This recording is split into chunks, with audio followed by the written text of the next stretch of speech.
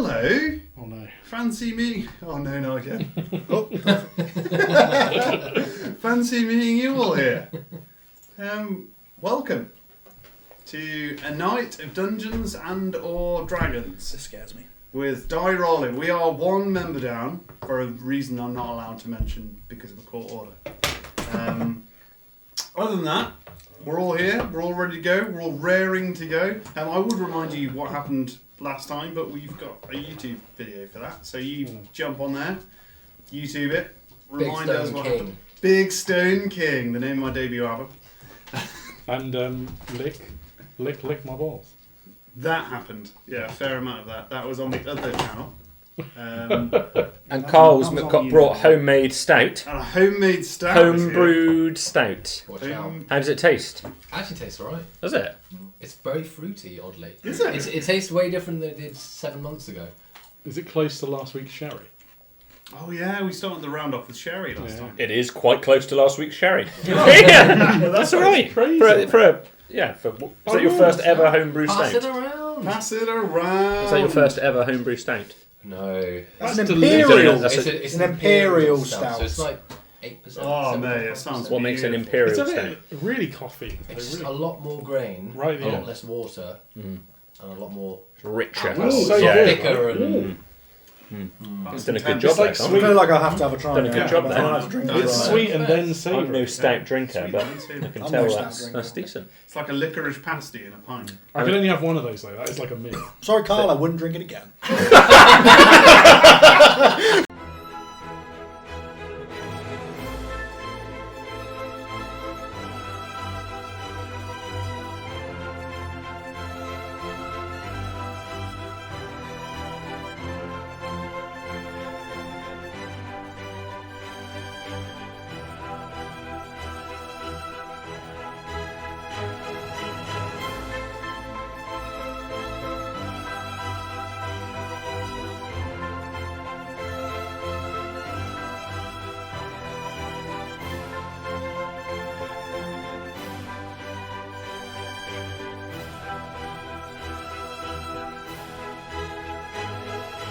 Hello, boys. Pink lemonade? Mom!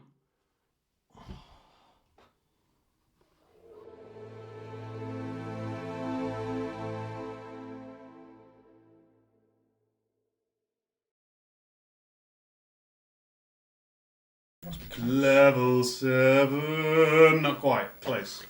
Close. Within a hair's breadth. Not quite. Did that we get One any slash? XP for talking to the big king? Probably. We'll take that We flag. didn't really do anything, but You did loads of things. You didn't fight a giant stone king, so that was. we Oh, defeated move. the Stone King. Was it- your words? We stuck him in a boomerang. Was it the king, by any chance? The We Dwarven have king? met the Dwarven King, Was he a big stone guy? who was Oh, interesting. 40-foot large stone 40 dwarf, foot sat in down. Abraham Lincoln sort of chair. So he's not really a dwarf, then, is he? It's We rather didn't- giant. We didn't isn't mention he? it. We thought Did you not? it's a Okay. sensitive subject in the media at the moment. Okay, right, cool. I'll keep that note. Anyone's been following the news? Yeah. Don't have a TV license now. Don't watch the news anymore. That was an incredibly loud bang. That was me slamming my laptop into the microphone. That's the kind of stuff you tune in for, I'm sure. Marvellous. Well, shall we? We don't normally do this, but there's going to be a little bit of a time jump, so there's going to be some upfront explaining. Don't worry about that, it's fairly normal. There's a little bit of a time jump just to set up the scene so people aren't waiting around for the ceremony to begin. You ended last session. Wesley's being executed now, Joe. I'm in the hyperbolic time chamber. Yes. Lifting weights. Curling iron. I thought you were going for the anvil. We agree. Oh, yes, that's exactly where that is exactly where I've been. Yeah, you're right. Yeah. Took it before anyone else could. I did, yeah. I legged it out. There was a small reference to the anvil already being acknowledged by a third party. That did happen afterwards, though. Just to point out. In post. Yeah, the sequence of events. You find yourselves back in the Gilded Hall. Now, the Gilded Hall, you may remember, originally had a gigantic hole in the ground. You went down said hole, picked up pieces of the Life Forge and brought it back above ground. In your absence, a stone vault has been erected over the top of the hole to fill over said hole. It raises up on almost like a dais. It's kind of roughly 4.5 feet thick at its kind of thickest point, and it perfectly covers, a little bit more than perfectly covers, this hole that was in the centre of the room. This is the one that to the floor that we were in previously has a quick erection. You know who our sponsors are. If you need a little blue pill, you just drop a message in that chat. A drone will be by your house before you know it. For more a of a quicker suppository, that erection. Hang on, Finjum. No, that one's. Don't chew it. I was feeding your system for I weeks. think that was meant the other orifice, that one. Yes, that is incredibly true. This thing has arrived and been implanted, shall we say, very, very quickly. Saucy. On this dais, there are a couple of things that you now are very aware of. There is the forge itself, kind of a large stone creation filled with what is now red hot coals. It does have a sort of roof over the top. It's kind of been erected to stop people, I suppose, falling into it, but it does have kind of windows on the side to access the forge. There is a set of bellows that have now been placed very close to said forge to be able to heat it. There is a large stone crucible in the centre of this dais. You will remember this, it had an almost dwarf shape in the centre of it. It was in a hollow in the middle that was dwarven shaped. And now, stood right next to said crucible, is a anvil. You brought it. I did. Well done. There are a collection of people in this room. I say people, dwarves. Dwarves are people. Arguably, it's hard to describe, but would you say people or would you say dwarves? Just stop digging. Just Stop digging, Ollie. Creatures. Which is Beings. something a dwarf's never said. Yeah. Just stop digging. We've gone far enough.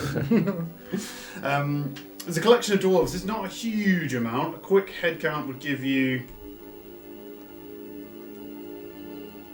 38. Standing out the door. 114. Was a lot. About 20 odd. 20 odd. About dwarves. 9, 20, just 20. I was going to say 19. Okay. 90-20. Roughly 20 dwarves. You can't count them, they're all moving around too quickly.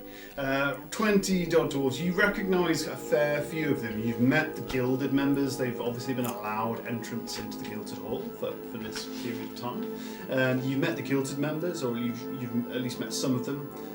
You can normally tell who's who by what they're currently wearing. The gilded members have more ornate clothing. Two dwarves in particular that are both sat at this point in large stone chairs around this dais are robed. The black robe, their faces are kind of concealed behind these black robes, and you will know them as the Enclave. In particular, a friend of yours, shall we say, Holtzen, is back on his feet after a day's rest. He's wearing a fairly elaborate ceremonial robe. Interestingly, it comes down to his ankles, and it's kind of a flowing, kind of dark shade of green when it's intertwined with gold embroidery throughout. Interestingly, it's quite low at the neck and cut off at the arms. There's actually no arms on the robe at all. And he carries in his hand a large hammer. The head of the hammer is roughly 5 to 6 inches across. Does he look like he's torn the sleeves off in a rage? Sadly not. Does he have a mohawk as well? Just Made- spiked out. Studded Hasn't been bracelets. made this way. Around. You'd imagine the arms were free in order for him to perform work, so it doesn't get in his way. You imagine in his youth, perhaps, he would have looked fairly intimidating in this robe. You would have seen quite a lot of muscle, quite a lot of bounce. He actually looks fairly old. He's fairly frail. There's some kind of worked muscle there, but it's more sinew and intertwined than perhaps would have been in his younger days. Sinew is one of my least favourite words. Is Is it it? It's not a really? nice word, is it? Sinew. Yeah. Top 3 for me. Top 3. Top 3 words. But this is what you find. You will notice there is a significant absence of a gigantic stone king of any description. But this is the collection of people you find yourselves. What's happened in the time that's passed is you had a conversation with the king, you perhaps had a conversation with members of the Enclave, you returned to the Gilded Hall, you perhaps had conversations with Holtzen, and all of the ceremony was put together very quickly. You would have had conversations with someone in particular, which is perhaps a good place to pick things up, which was our, if I can find their name, Forge Master General called Bumwaget. Excuse me? Exactly. Bumwaget Boneheart. She was the Forge Master General and capable of forging the greatest weapons the Dwarven kind have known. You would have had a conversation with her because you intend to forge her king into one of said weapons, and you would have asked What? We had no idea. What? Oh, right. an idea was Okay. and while this is happening, you're catching Wesley up with what he's missed so far. Where have you been? Get the anvil. Obviously. Hopefully it wasn't. Hopefully I did bring it. I'll claim the credit. Anyway, I'll claim the credit. I don't care. We'll come to the end. But you will have had conversations with Bumwager, specifically on weaponry and what you want to forge. Showcasing the boomerang like constantly. It's likely to Fit be for a king. you two individuals who are going to be wielding said weapon. So, do you have any strong choices? Yeah. You take one of your really big axes, you make it twice as big. Are we putting the king in a weapon, or are we making a weapon for the king?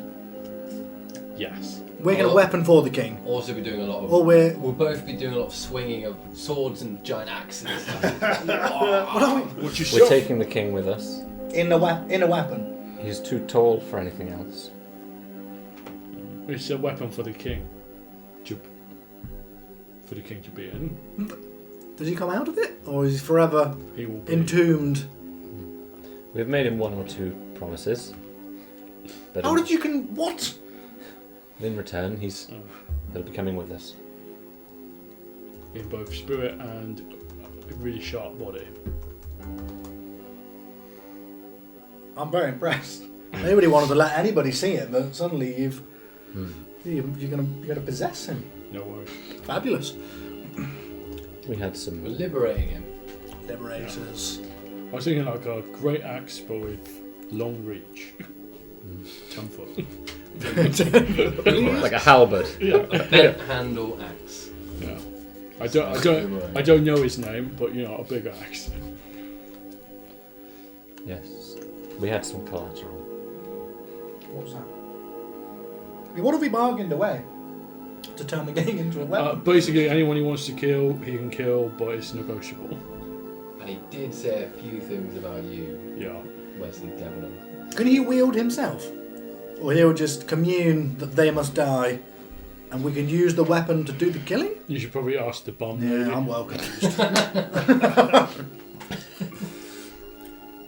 Sounds fun though. Bum lady. Bumwidget. What's going to be the result? You came to me to talk to me about weapons. What is it that you want? Team huddle. What have we agreed upon here? Will this great axe or hammer have legs? Well, we could ask. Will the weapon have legs? No, I'll be totally honest. The weapons I forge have never had a living soul within them. So, I've no idea.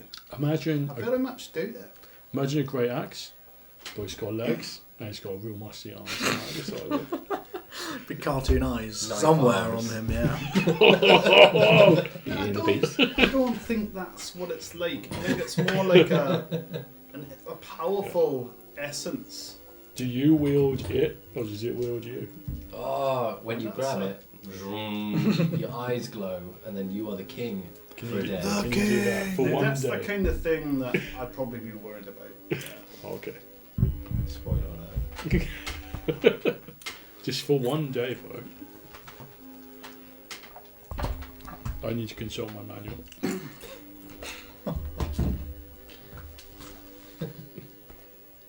Now, it has to be a weapon that's obviously fit for a king. My job was to craft weapons for the Enclave and for the king himself. I mean, much of his own armoury was made in this forge. What kind of weapons have you made for the king? What was his favourite? It's a good question. Now, his grandfather was known for wielding a great axe. He's always been more of a blunt instrument man, to be totally honest. We never had any great wars in our time, but we definitely had to clean out the ambassador's way a couple of times. Down in the depths, you know. Okay. For that, either a pair of crag hammers or a great maul was kind of his thing to go to. If you have a pair, will it be two parts of his strongest personalities? Oh, No, that'd no be cool. idea. I think Good it's and probably, evil. It's probably going to be one weapon, I imagine. I don't know about soul splitting. You'd have to ask Holtzen, but I don't think it's a thing you really want to try right now. I can confirm we don't want to try that. I'll be shits and giggles. Do we know who's having this weapon? We got, I won't go near it. You've got Who's the, having you've got it? the menu. yeah.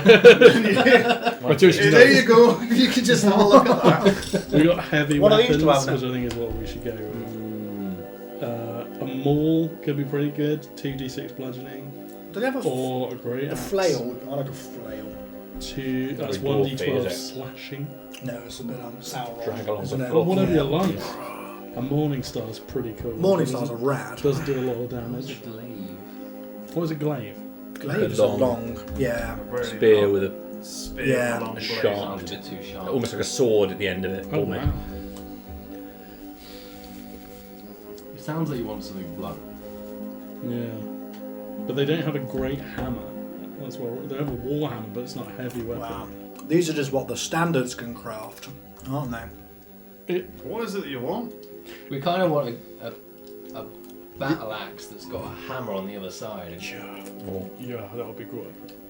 So you Like can't an want anvil on a stick! That's a warhammer. That's a maul. Yeah. A Oh, good okay. maul.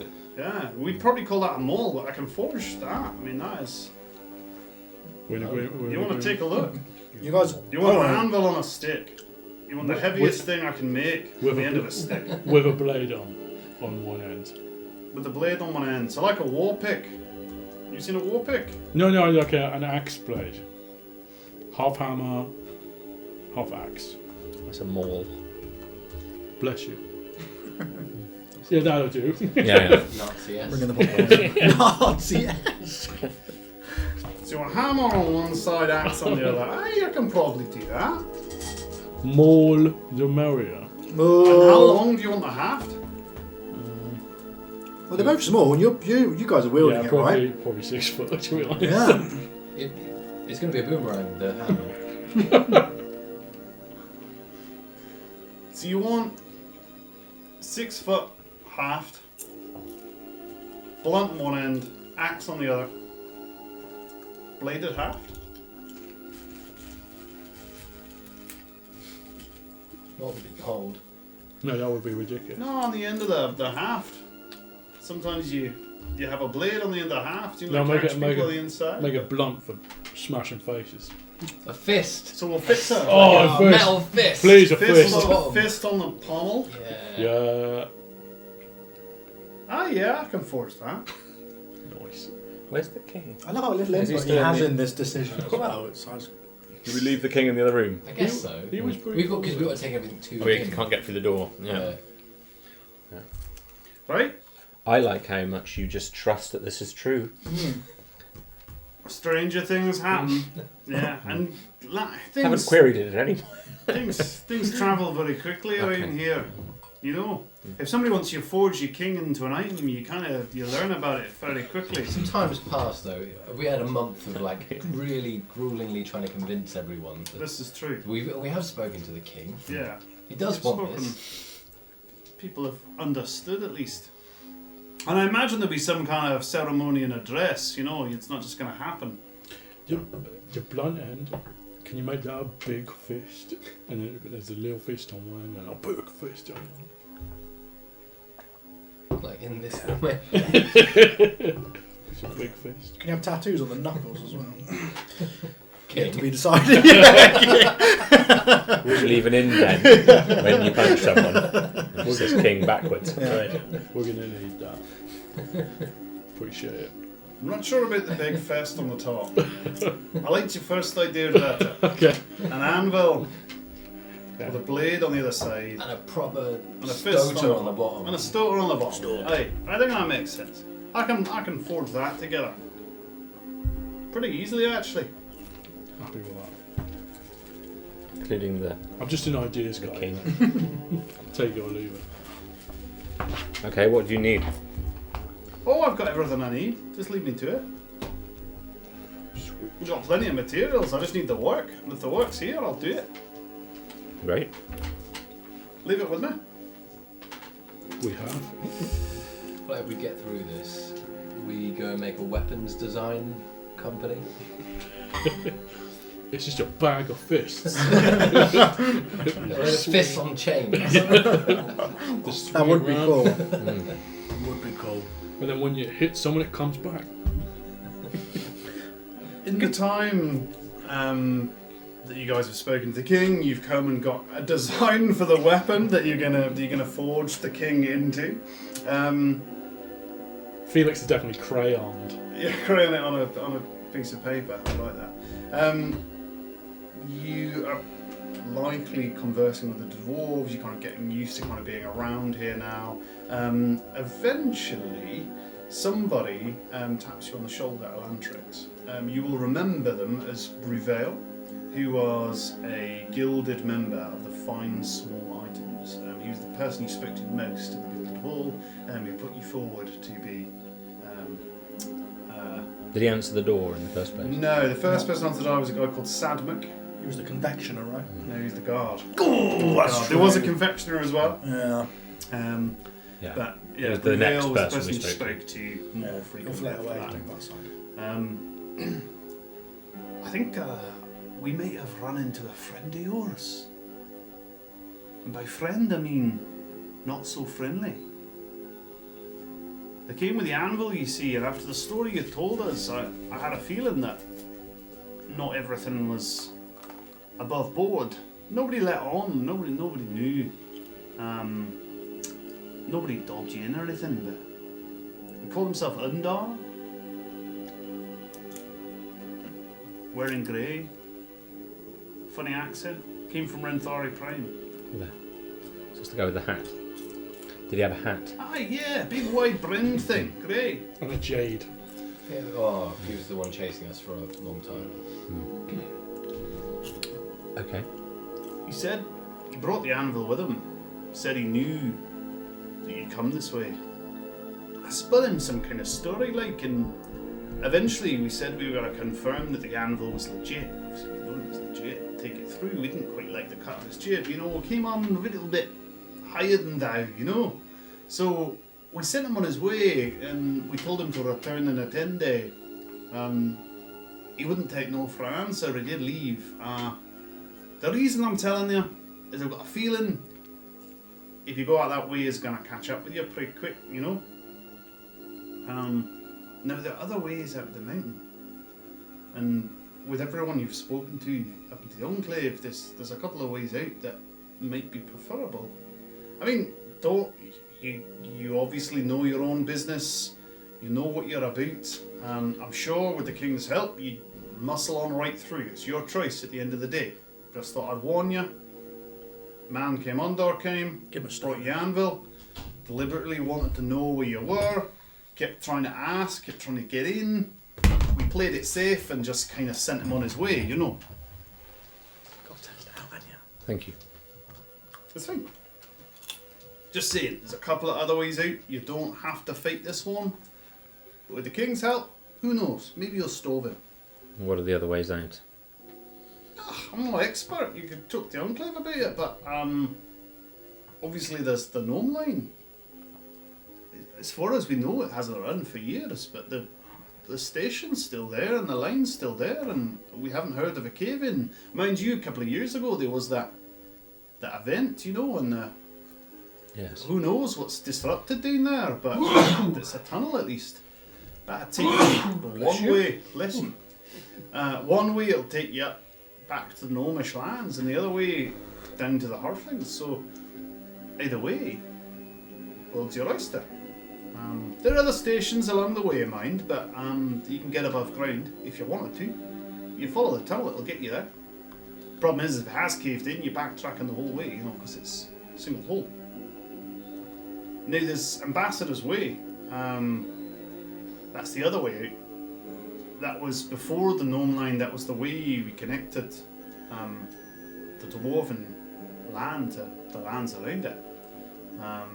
Hence the name. It's why it's only accessible to the Enclave. It was kind of a gateway to the foreign world, you know. The gnome line kind of put a stop to a lot of that, but that was the old way of travelling. Now, there's a lot down there. We used to police it and patrol it, but obviously we know the numbers now. You'll have more options down there, but who knows what's down there now. We appreciate that. Thank you.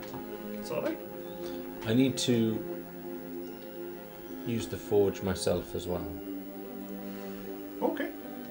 You'll have to speak to Holston about it, but I don't know what'll happen when I do it, so perhaps we wait to do the weapon first. ceremony first. Aye.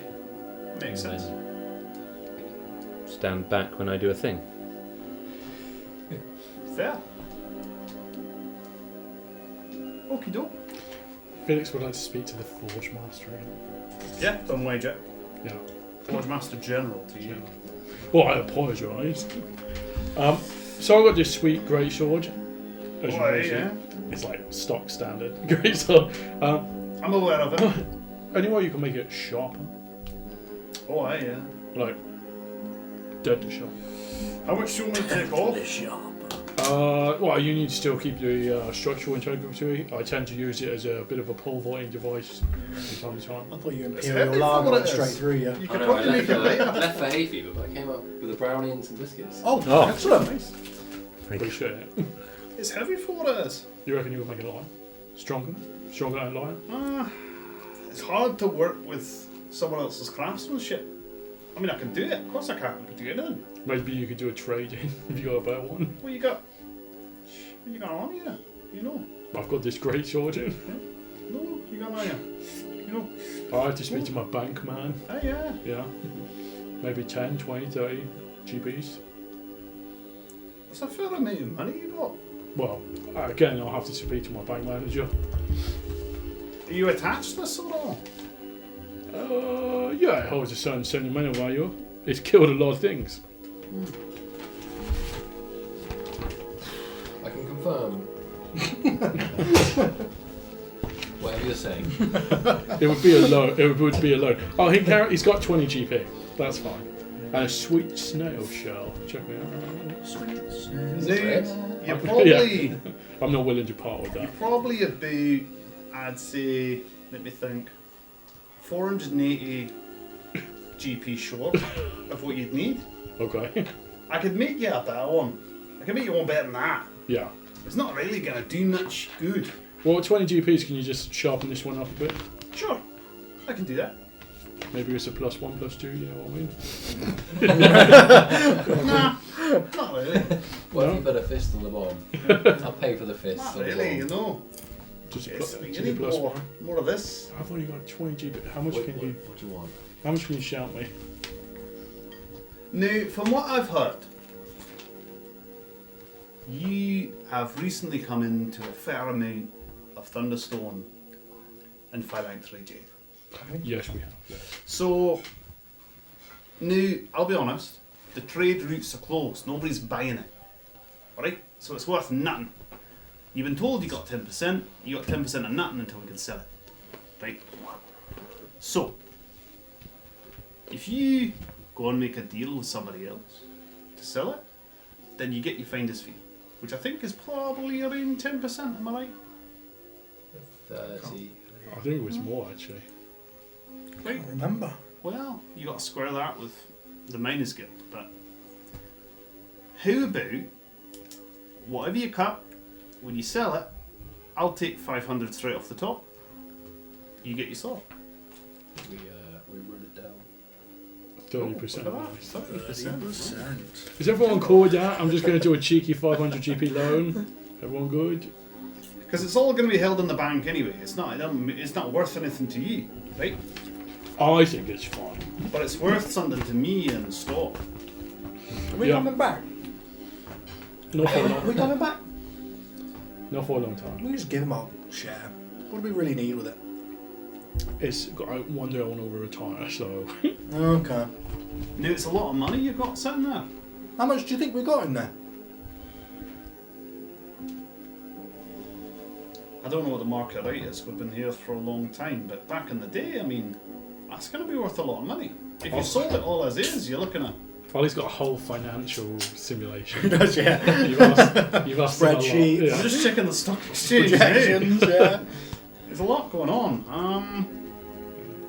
I wonder how many people have created a working stock exchange for their So D&D games. So, I think there's probably a select few who that is the core element of the Yeah. game. I mean, more than you think, probably. Yeah. Comment now. Yeah. and you were given 30%. You said Yes. you're looking at anywhere between 2,000-3,000 gold. What? Nice. What can you buy with that? I don't know this currency. I think it's over half. Oh, 500 to get you a sword. Just a sword. Just a sword. Don't insult my craftsmanship. This is apparently going to be like the sword of all swords. Okay. Is there one And don't called? forget, you're getting a maul for free out of me. You know. The That's king. true. Well, the king's paying me out, but Yeah. And if you I can don't pay get the this, same as everyone else, if you know what I mean. if I can get this sword, you get them all. So, yeah, it is. You have it. I'm going to take my cut early. I'm going for the sword. I assume you are the leader of the group and therefore have authority. Oh, If you wouldn't Are you mind, still in disguise, or are you back to? No, he's back to normal. Because a it good weirded point, 'cause people That was out. the leader thing. Yeah, it weirded people out. He's going to use it at a later date. I want to It's describe pretty the cloak to human. Wesley. He doesn't know. Well, you're not wearing it yet, so you'll describe it when you put it on, I imagine. He has a cloak of disguise, but it's not great. I'm in charge when it comes to my cut of the money. And my cut of the money is 500. So If you just, she picks up this big stone disc and hands you a small chisel. If you could just, for the sake of appearances, you want me to sign? Oh, yeah. You can have my cut. I don't plan on staying around here. Trust me, I am. No, but I'm not. When I'm done with I'm bringing what's he called? Forgot his name now. Who am I here for? Gorgonite. Yeah, Gorgonite. As soon as I'm a Gorgonite, I'm out. He's I'm off. He's not Gorgonite. This man's lengthy. That was a little joke. Goric, yeah. Yeah. Goric, Don't I'm call out. him out, effing Goric. Exactly. Well, I'll be gone. I'm not coming back with I'm this only money. sticking with you so I can bash his brains in. The Gorgonites are toy soldiers. I do, yeah. Would you mind? Of course. So he's gonna chisel in It's just obviously quite hard. like a but, paw. yeah. And he's gonna be like, Yeah. "Edge about." Just around the outside. I like that. Yup. Yup.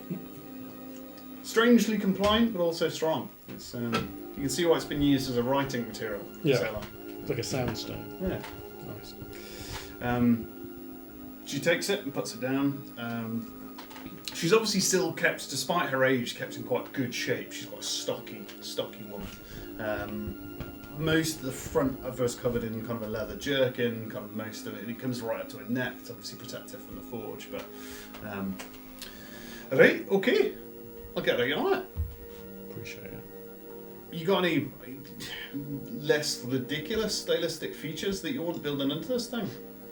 No, I think you should just go for it. Maker's mark. You know Do you what I have a rune? What do you mean? Well, when you have a weapon forged, you often have a rune. Like a signifier for what the purpose of the weapon is. A signal, obviously. Yeah, I'm just gonna. He's gonna give her the red snail shell. Oh, right. Okay, so, aye, yeah, that works. The king was quite adamant that the purpose of his imbuement was vengeance. Well, aye, sounds still easy. I can make that happen. Which is what the red snail shell No, that's my represents. red snail. No, this is something else. I'm still trying to figure this one out. Aye, leave this with me. I'll see what I can do. Grazie. Who do you want vengeance against? Sort of your mom. Other kings. There's more kings. People that didn't help him. Help him when? When his people were suffering. Yeah. Can you remember who did help him when his people were suffering? No. That's correct. So, he wants vengeance against all of the rest of them. All the other people we're looking for. Did they not self-inflict this? Did they not? Was the life? No, I'm confused. It's okay. He's a very bitter man. Is it? You know, one of those people that sit in a room and it's always everyone else's fault. You know, and you're like, well, you fucking done nothing. Yeah. It was very echoey, he was very monotone. I didn't really hear anything he said.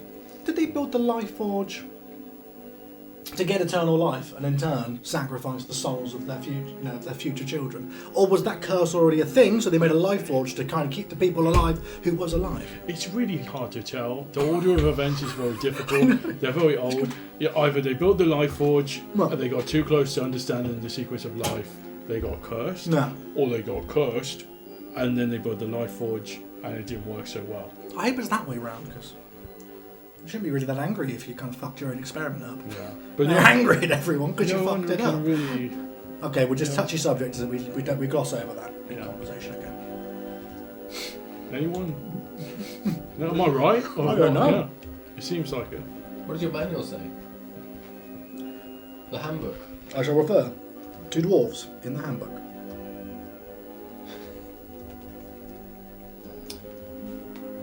I guess by and large we'll pass time until the weapon is created, or until something else happens. It will take a little bit of time. Like I say, people are milling about. There's a lot of pomp and ceremony that seems to start happening. People start producing musical instruments, kind of large stone horns. There's a new type of alcohol starts emerging that's kind of like a sweet, non-aerated beer. It seems fairly light, as in alcohol content-wise, compared to some of the others you drink, which at first surprises you. Compared to Carl's state. In comparison to Carl's Stout, which at first surprises you, but then you realise the dwarves are drinking it all day. So this is obviously their A session horn. festival session horn, if you like, which is the name of my second album. So it's almost like the taste of a mead, but it's got some kind of hoppy element to it. With that, I imagine a full day passes, so kind of quite a fairly long time, short time in the life of the forge. But a How do fairly you long tell? time. So there are across the ceiling there are these mineral veins Yeah. that seem to refract light, so they do brighten and dim over time. You have no idea if that's got anything to do with the rising or the setting sun, and to be honest, while you're in here, you kind of naturally fall into that rhythm or cadence. It's hard to tell whether the night's longer than the days, and the days longer than the nights, but there is a night-day cycle. And it's hard to see what governs it, but it does happen. The dwarves all go to sleep when it gets dark, and they get up when it's light. But it's running through these mineral veins and the kind of caves above you. But yeah, it's a good question. I like it. Good answer. It was described Oh, a they have a long clock. time ago, and I'm not sure. This is a big clock. Somebody comes and lights a load of candles. Hear ye, hear ye. Yeah. So, about a full day passes, and in the light of the new day, people are gathering in this Gilded Hall square again, and everyone starts loading up their horns. You notice that somebody, it's unknown who, keeps bringing these horns and kind of leaving them about the place, often on the side of tables that have been brought out.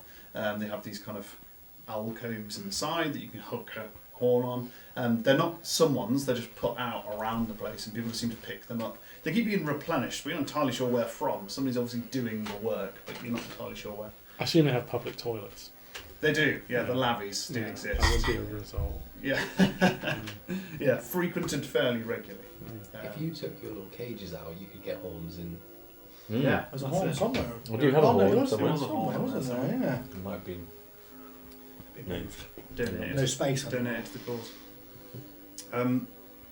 All of the horns in the room, as in musical horns, kind of blow at once, and there's this cacophony of like different sounded horns, and you realise why. Out of the front of the Forge Master General's place of work, she comes out with a very large item draped below a crimson cloth, and she gestures to you, Felix.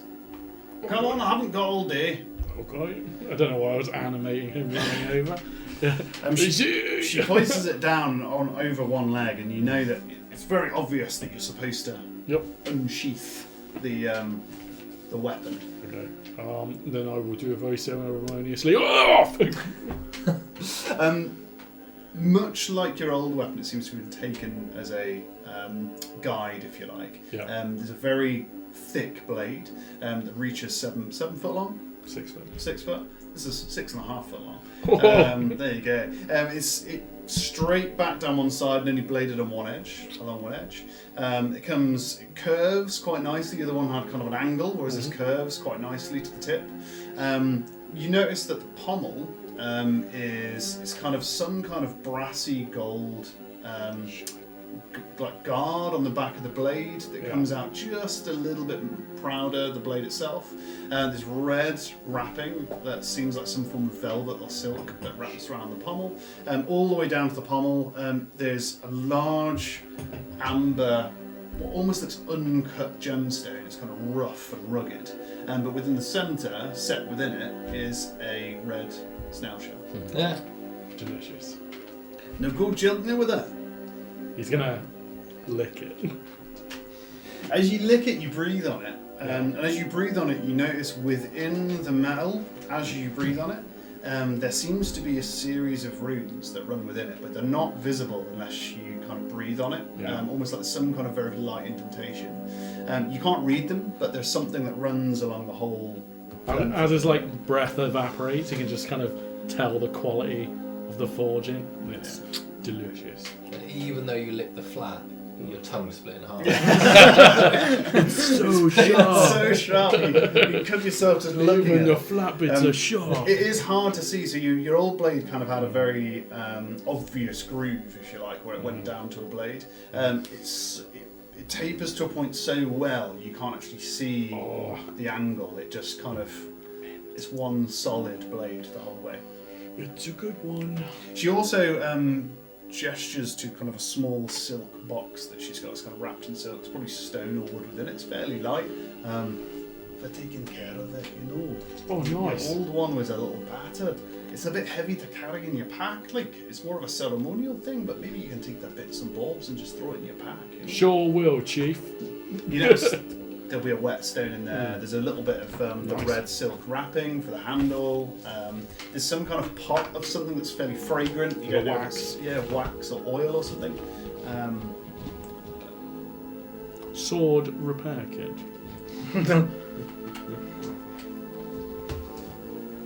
Enchanted sword repair. Speaking sword repair kit. Oh, aye, you've done a shit job. And you can tell me the stats of this sword later. 1d3. He would literally just be like, oh, it's lovely. Just ceremonially. Yeah. I'll just down. Be brittle. Marvellous. With that, there's a sudden blast of these horns once again.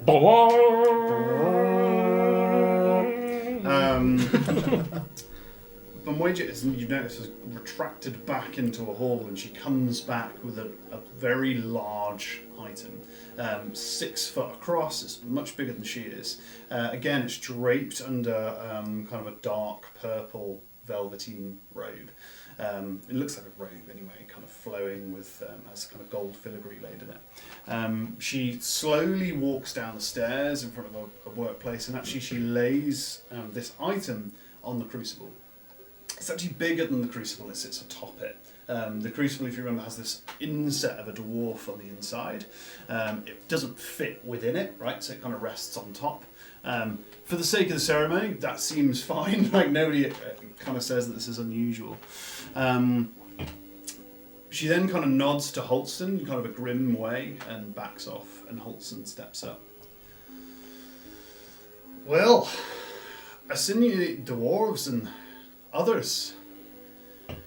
I forged lives for most of my career, but never have I forged a life such as this.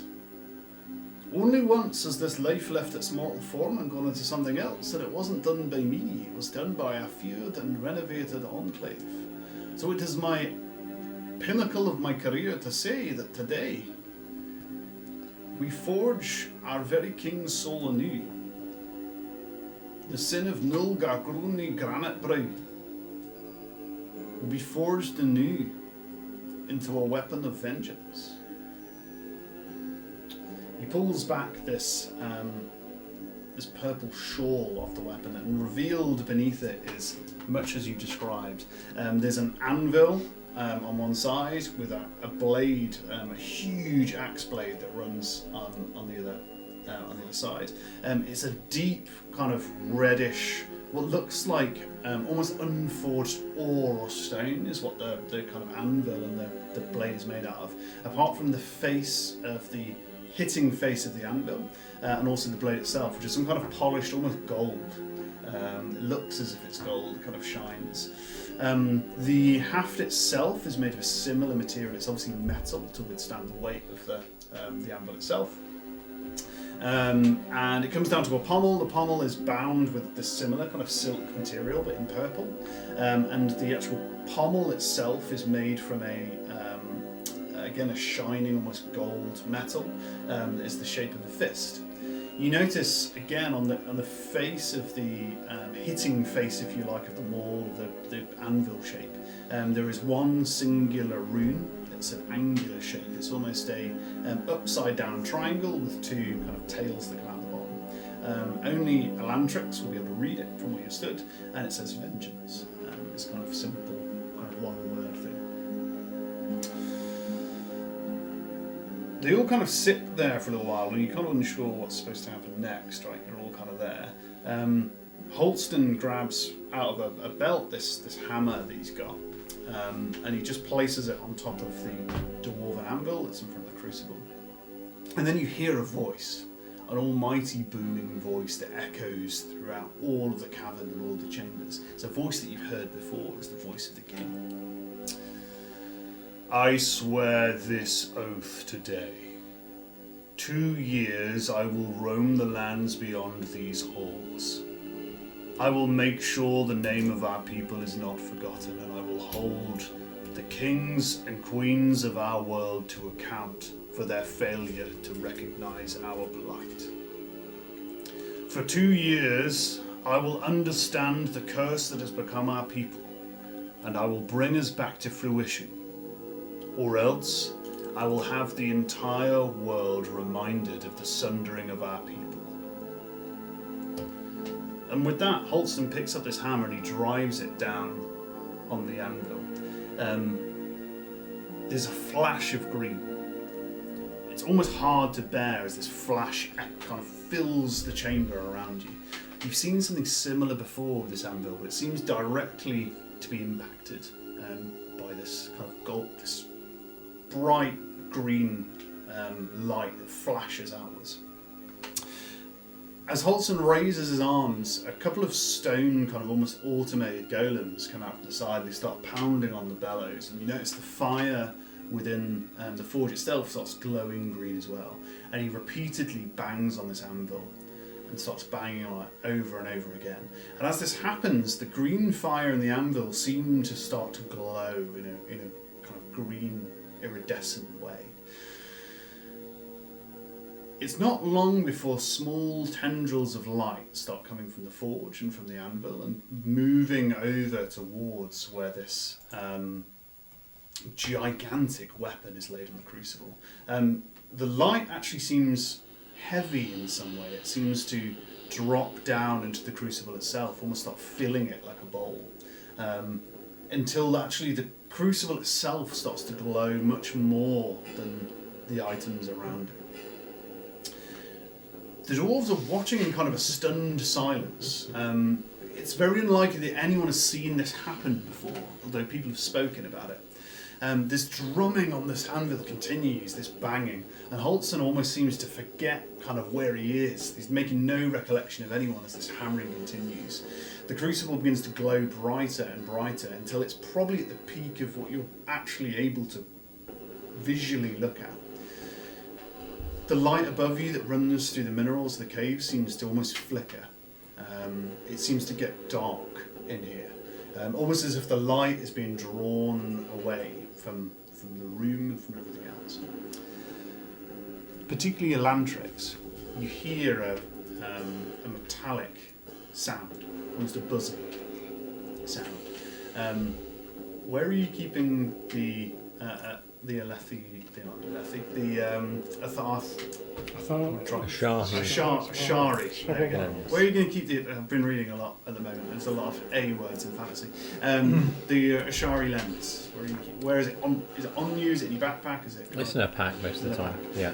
You'll feel this buzzing coming through your backpack. It's a couple of people look around as if like, oh, who's left their phone on there? But actually, it's like something is buzzing quite heavily as this light starts permeating into the room. She will remove it from the backpack. Yeah. It's still, it was shaking your hand until you opened. It's part of this leather, if you remember, a leather circle kind of container, and it's physically shaking in your hand. She'll open it carefully, holding on tightly. As you open it, the lens flies upwards and immediately points towards this event that's happening. It seems to actively shake. As the light emits, you notice that actually, if you were to look close to the lens, though you wouldn't want to look directly down it, it is magnifying this light in an incredible way. It's obviously designed to do that, right? If it was involved in said process, you'd probably have an incredibly dangerous item on your hands, but as is currently standing, it's staring directly into this incandescent light. The green continues to grow and grow and grow, and actually some of the dwarves who are stood fairly close actually take a step backwards as it kind of emanates beyond. Holston starts to be lost in this gigantic ball of kind of green energy and light that emanates from this weapon. If you look closely enough and you just strain your eyes, the only outline you can see is of the hammer itself that seems rested. It seems to almost be the dull core of this bright light, as if itself can just be seen straight through it. It seems to kind of be a hole within the light that's within it. You hear an almighty shout, which does come from Holston, though you can't see him. And then a green light shoots almost curves from down the corridor, which comes from where the Enclave was. And at first it starts like a tendril that kind of comes through the corridor and echoes around the hall, drifts over through lines of doors, it actually curves round them as it goes through. And it's not a direct, almost laser, it's almost as if this light has a life of its own and forms its way through. And at first it's only vaguely bright, but over time it draws and draws, and there's almost several tendrils that wrap around each other, until there's this incredible beam of light that passes through you. It seems to react to your presence and actively will ebb away or move around or move over people as it kind of comes through. And then suddenly, there's a flash. The tendril dissipates. The light from the forge dissipates entirely in one huge final flash. You see Holston, and he's actually on his knees by the forge itself, and he's still hanging on to the hammer, but only just. As he rests it on the side of the forge, he's obviously moved from the anvil, gone over to the forge, and he's almost resting this hammer close to this green flame. And as time passes, they're no longer pumping the flames anymore. The flames themselves dissipate from this green to a regular ember. The hammer itself glows. I keep saying hammer. The axe maul itself glows with a faint green light that slowly begins to dissipate. The first person to speak is actually Holston. His voice seems drained and weak, and all of a sudden, from this kind of booming voice you heard before, he starts to show his age. He seems almost embarrassed that he's not on his feet, but he's kind of over by this forge. Who then wields this maul of our people? Plop a horn down. Throw it down. There's clapping as that happens. Yeah. It's going to be an I. in a slightly Scottish twang. Come forth and take your charge. He's going to come forth and take his charge. As you go to grab this kind of purple velveteen kind of handle, you feel a sudden burst of energy ricochet through you. Each one of you, your kind of muscles on your forearms seems imbued by it. It first feels almost like almost an electric current running through you. First, it kind of makes you tense, but then before you know it, it becomes like a numbing sensation almost around your body. It's almost exhilarating, this feeling, as it kind of surges into you. You hear a voice, almost like a whisper within your head, and it simply says, "And together we will have vengeance." That is all you need as you raise this more. I'm going to think in my head. No, I'll scream it to everyone. No, I'm going to say, "Your vengeance is mine, my vengeance is yours." And then in my head, I will think to this king, "The rest I can't control." In a creepy way. Yeah. Everyone starts cheering. Like there is this huge amount of cheering from the dwarves, and people start lobbing these horns full of mead and start throwing them around. Mesh comes And I'm down. going to bash him! And you can do. You can absolutely swing and smack these things. It only further causes this fury. It's actually a voice that you don't necessarily recognise that comes up next. And it's the voice of Bragatoten. You'll know him. He was the guy of Bragatoten Asham, the guy that never took his armour off. He was the creator of Likeness as an automator. And this voice comes really loud, and he does say, "Tomorrow's for vengeance, tonight we drink!" And everyone starts cheering again, and we kind of have this huge kind of cacophony of voices. The horns start blowing again, and everybody starts drinking from these horns with gusto as this. We might have overlooked something, but the fist on the bottom, has it got a small hole for a horn? That is amazing. That is what we call scope creep. Could you just add a... Put a little horn hole in there. For the sake of argument, yes, it can have a horn hole if that's what you so desire. The king would want it that way. If not, you spend the next 2 hours. Chiseling out the inside. Because that is a 6 foot long arm. And with that, the dwarves do go into a bit of a drinking frenzy. While you're there, people are going to be laughing, jeering, and there's going to be the occasional stoating. It's like a 1980s night out in Glasgow. Everybody's going wild. The wilder they...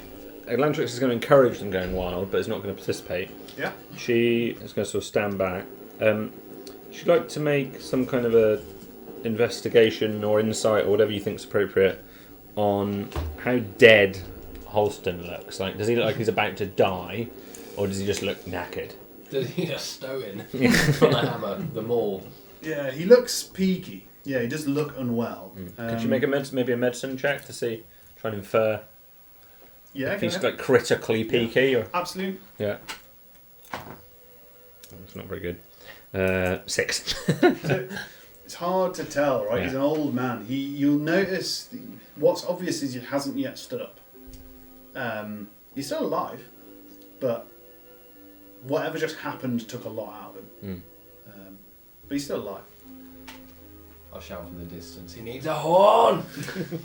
While the merriment ensues, she's just going to try and kneel down beside him. But specifically while no one's around. Like, not obviously there's people around, but if people come over, she'll just... People aren't really are paying attention to their own stuff. Exactly, You could very easily be invisible in plain sight if you wanted to. Yeah. So she's just being notable for for not anyone to see what she's doing as best as she can. It's not unreasonable for you to have a quiet chat with Holston, Yes. given the events that's just occurred. Exactly. What if someone comes over and just starts talking to you about something they're intensely interested in? Yeah. Yeah. They just can't read your social. Yeah. media. And this isn't appropriate. Oh, I did have. Where was it? Where was it? Where's the last place? Where were we? Here, hang on, bear with me. Oh, I've got just the music. I've got just Blood Gully. the music. Here we go. Hang on, I've got this. there you go. Oh, Merryman. It's like merriment.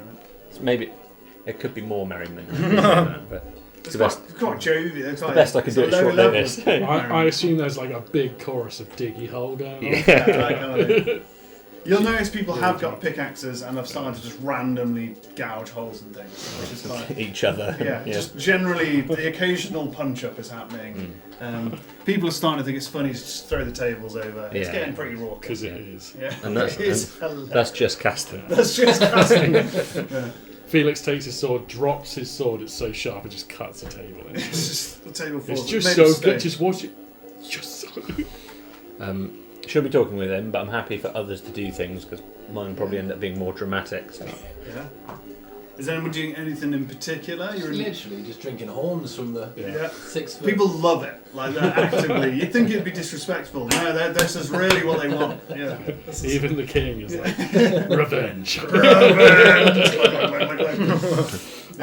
Yeah, Felix is just cutting things with his new sword. Yeah, Getting that's absolutely attuned fine. to it. Yeah, that's absolutely fine. Getting into cutting contests. Curling contests. I'm fine with this. I'm going to be tipping it your way. Yeah, what's old Wesley doing? Wesley's very confused. Yeah. He's very confused. Seems like an extremist political rally that I'm at right now. And they never, then doesn't matter what side you're on. When you're on the extremist side, it's you're never right, and he's quite confused at what we've just signed ourselves up to. Felix is Vengeance on the back world. of a pickup truck, and Yeah. you don't even know what a pickup truck is. No, I don't know. I'm very confused. Yeah. So yeah. You're being showered right now.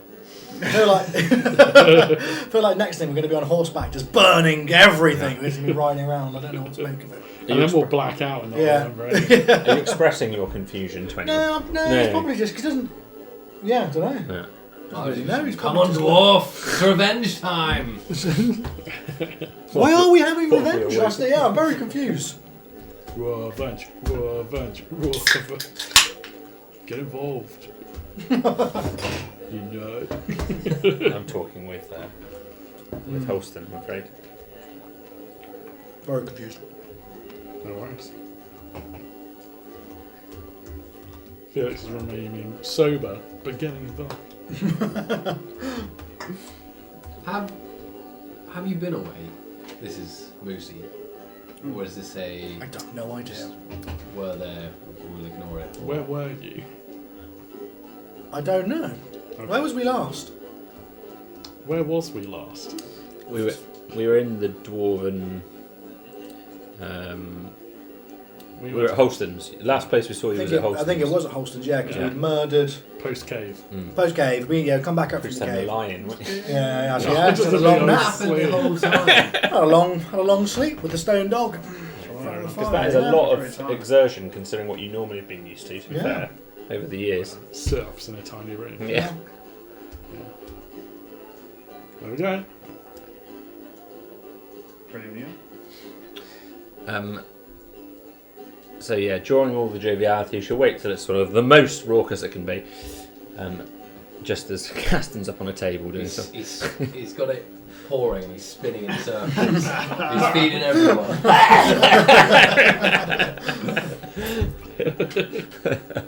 That's awesome. And Atlantrix is going to hand Holston the Ashari lens and talk to him. Thank you for what you've done for us. Don't mention that. We're going to find the seed, the cursed seed of your people. I thought you We're bringing your king. There's one more thing we need. It's to find out where it is. And your king said, combining this in some fashion with the forge will do what's needed. I think you know what that means. I do. He said it would take a life.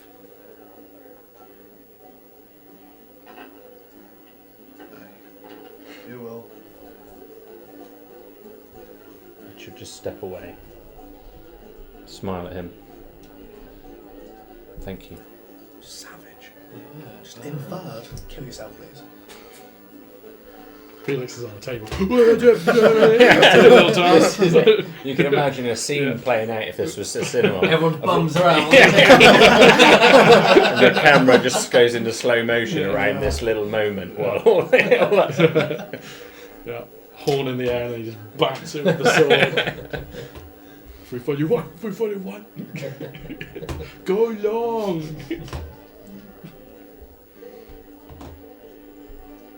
You can't see what's happening. Alton obviously takes the Ishari lens. He's doing something around the forge, but you're not really sure what, unless you actively stay and inquire. But he will be busying himself. she's going to be as attentive as physically possible. She doesn't want to miss what happens. You know, she is actively staring at that lens and the forge, and Yeah, no worries. So as the party's going on, he opens it and he basically inspects it. He takes a very small eyepiece and sort of made out of similar polished lens, polished glass, and puts it to his eye and starts looking at it. The craftsmanship's not actually bad, and starts looking at it quite intently. It floats on his palm, much as you've seen. And in doing so, you'll notice that while it points towards the forge, it dithers slightly and moves around. You'll struggle to keep it in alignment, you see, because it doesn't know what it's looking for. There's a lot of this power in the world. It's looking for life. There's life all around you, right? No one life's more powerful than another, unless, of course, you're looking for something that's beyond the mortal realm. What you witnessed here today is a fraction of that power. Now, using the items that I've created, I can draw that from the world.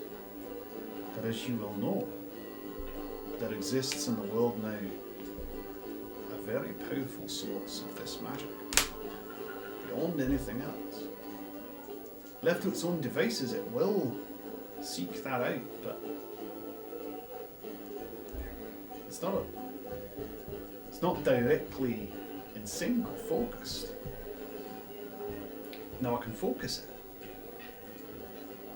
but in order to do so, I'd have to draw life into it, and that'll be what His Majesty was talking about.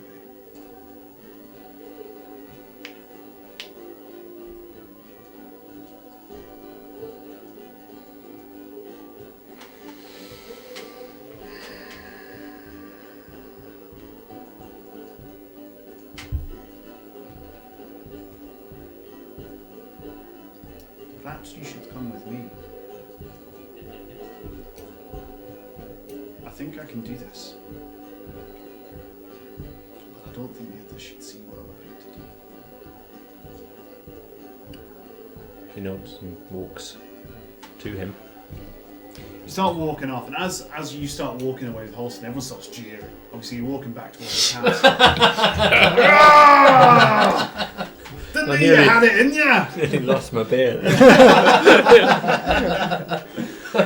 good on you, man! He's kind of like shamedly walking with his head down. 1000 XP! Oh, was that a secret objective? Secret little line item you can have. But you start walking back towards his house. I mean, people jeering, drinking, dancing around. Is anyone doing anything else in particular, using this opportunity to do anything? Holston. I was going to check perception. Oh. It's 7s, so Felix doesn't notice I'm I thought walking. you were D12 in him. Yeah, cool. I was going to follow if it was high enough. He's too busy batting any item he can with his sword towards a massive hammer. Yeah, you bat him to me, I'm batting him up in the air. Yeah, they're smashing against the tall wall and sitting there. Just general carnage. I like it. And this is being actively encouraged. I can't say that enough. There's people up on tables. Some of the stone tables are crumbling under the weight of dwarves. He hasn't There's been not a on lot- the floor for hours. You'd be surprised that there's only 20 of them. It takes you a little while to think that there's kind of 20 aged dwarves in this room. You can't imagine what a whole event would have been like at the heyday of the dwarf. I like the idea that some of them have made enemies, made up, and then made enemies again. in Exactly. that time period. Yeah. And you're watching this happen, play out in front of you. The scene I'm now picturing is the opening scene in the Hobbit film. Oh, when they When Yeah, that's Yeah. right. It's that kind of thing. Yeah. Apart from slightly more urinating is going on, but and slightly more fighting. And the plates aren't being stacked up nicely. Yeah, it's got to be jettisoned around the place. They've But been you're plate all right. pigeoned. 4. You even encounter, as you're walking through the people, you even encounter small deals being made for items. Like half-drunk dwarves, obviously trading for things. That like a brawl has given way, and people are now trading small bits of bric-a-brac and like house furniture with each other, which eventually ends up in a brawl anyway. But there's a lot of this kind of thing. Oh, it just turned into a rave. Yeah. Suddenly they were just dealing the extra specials. Keep me going. There's some- Well, I've got some. Some Hey! stone decks and Yeah. stone stars. You find yourself going up the steps to Holston's abode, and he opens the door and kind of invites you in. And you just briefly look out the door and then shut the door behind him. We're putting Barry White on now. My darling, Okay, slightly. ain't gonna love your love, baby. Slightly less jovial. It's business. Slightly less jovial song for this moment. Business time. Hey, business songs. This stone dog runs over to you both and sort of ruff, ruff, ruff, like, get down. Now sit. And the stone dog is, like I said before, a 6 foot tall stone dog, this beast of a creature. He pulls out the Ashari lens again and starts looking at it, and it starts actively kind of moving around its axis. You see, this is your problem. You go too far away from a source and it's unfocused. You need something more direct, something that's going to show you what this thing is.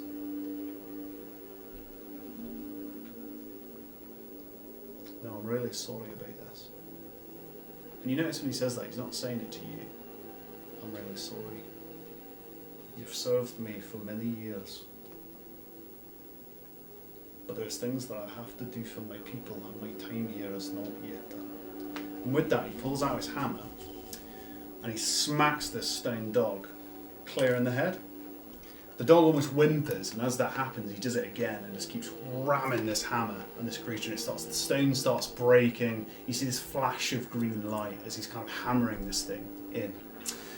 And as that happens, you hear a voice in your head. You're not entirely sure where it comes from, but you hear a voice. I always knew you had it in you, Elantrix.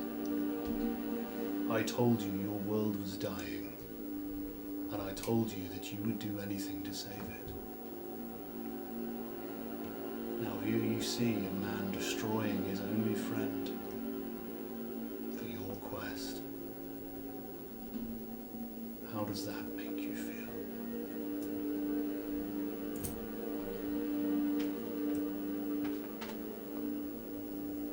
Doesn't respond. You hear this sound of stone hitting the floor. Holston's making noise. He's kind of making this guttural noise, but you can't really see what he's doing. His kind of back's turned to you as he's smashing this creature, and the green light starts flashing again and again. Can you guys outside roll perception checks for me? It's going to be quite hard because you are in the middle of a raucous party. It's going to be a 1, surely. 13. 13, not bad. 3. Felix, perhaps this is natural for you, given your extra smell, hearing, but also you're akin to canines everywhere. You notice over at Holston's door, just if you're looking at it, there's a small flash of green light that seems to be seeping through the bottom of the door. As you look up instinctively towards the mineral kind of line that runs through the ceiling, You see it just in there. There's a slightly, almost like a twinkling like starlight. You look around you, and everyone's kind of having this raucous kind of party, and you feel a strange sense of dread. It's hard to place. You're not really sure. These are complex emotions that perhaps Felix hasn't quite had a chance to wrestle with yet, right? But you feel this kind of His sense of dread. brain's like biscuit, sleep, and it's hanging in the middle. He's like, what? Cool new sword. Yeah, but you can do with that as you will. But that's kind of what you see and kind of feel, isn't it? Cool. Yeah, he'll probably pat a few backs. He's just sort of just like, oh, it's such good fun. Just give me 2 minutes. So he'll wander over, not quickly, Yeah. but he'll wander over to the door to sort of see what's going on. Are you trying to hide it in any way, or are you? No, pretty open with the party, because the party's going on. Everyone, Yeah. surely some people are just like, oh, come on, and he's just like, no, Slapping back I've got to and- take a quick break. Yeah, that's fine. Snapping back into Halston's abode, there's now a little more than a rubble. There's kind of a stone arm, kind of appended or paw, kind of here or there. This green light does emanate out from this creature, and he holds out the Ashari lens. It willingly accepts this life. It kind of pulls towards it very quickly. You'll notice Halston drops his hammer, and as he does, the actual head of the hammer is fractured slightly. And he holds the Ashari lens up as this light starts seeping in. You hear the door go behind you as Felix walks into the room. Swords in, and he's just sort of to the rubble, to his friends, back on his shoulder. Explain. The green light starts dimming as it starts seeping into this lens. And the regular, it almost seems like the kind of light that's emitting from various kind of mineral folds in the ceiling just gets turned up again slightly, and the room kind of returns to its normal brightness. It's hard to determine if the lights are getting brighter or if it's just the light was being pulled from the room. It's hard to figure out. The king told us it would take our life.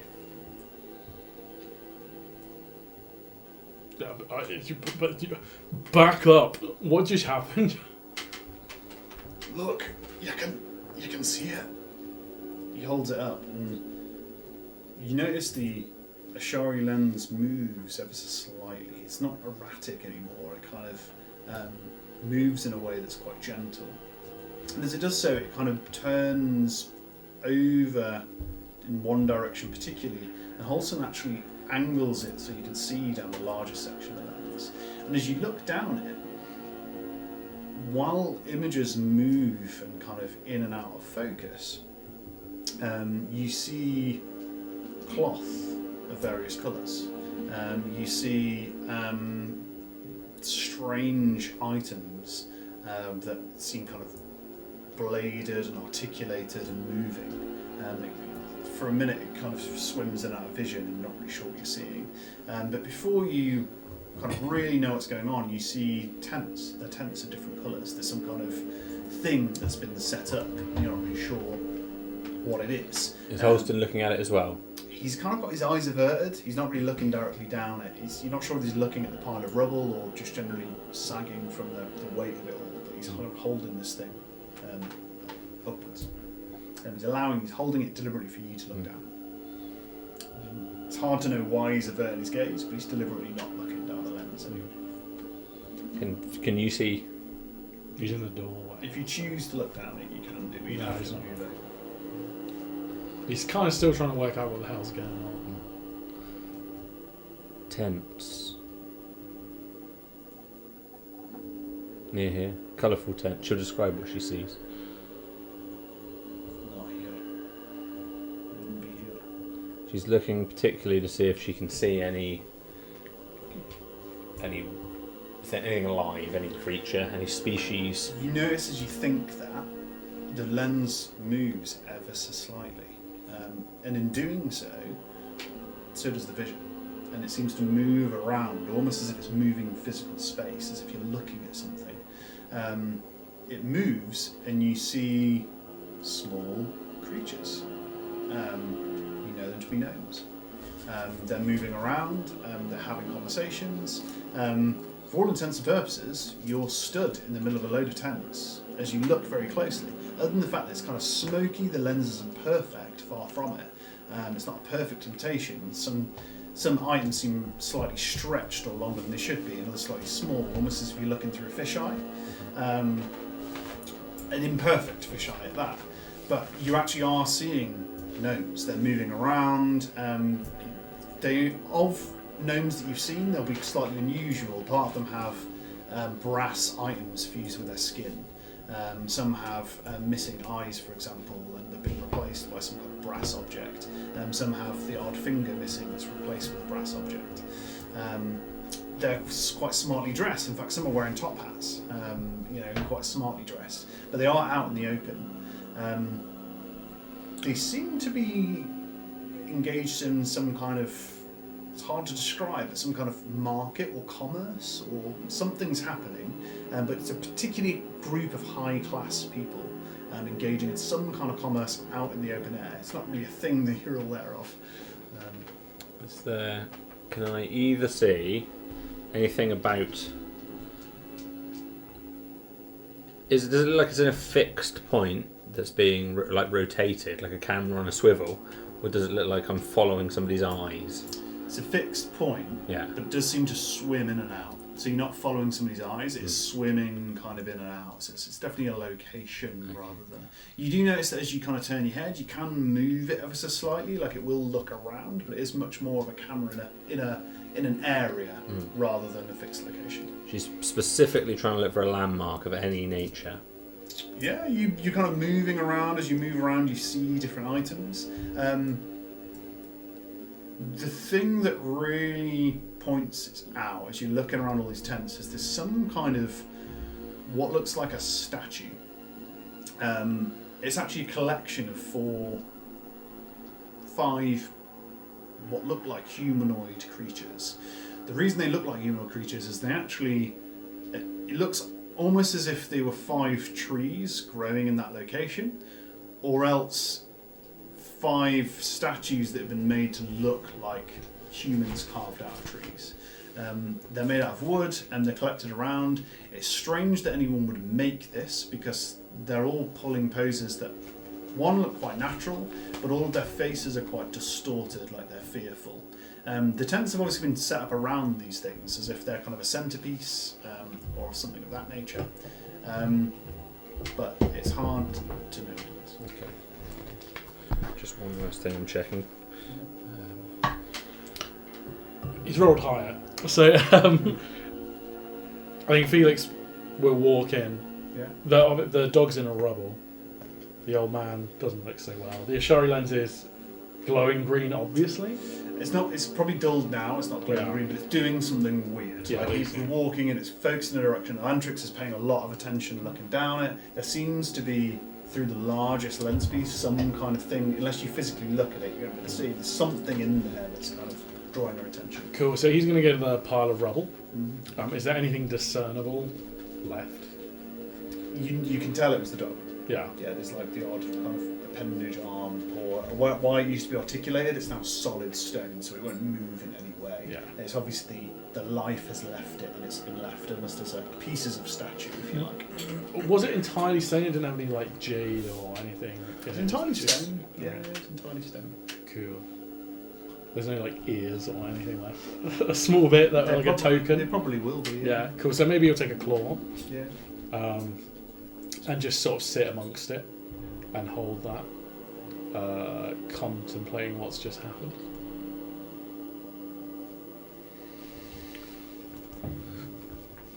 Okay, she's gonna... You hear a voice in your head again. It almost seems like once it's come in once, it finds it far easier to come in again. You can choose to physically resist it if you want.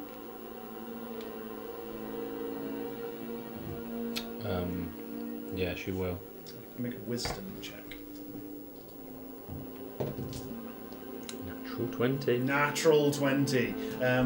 It almost feels like a drop of cold water falls through the crown of your head.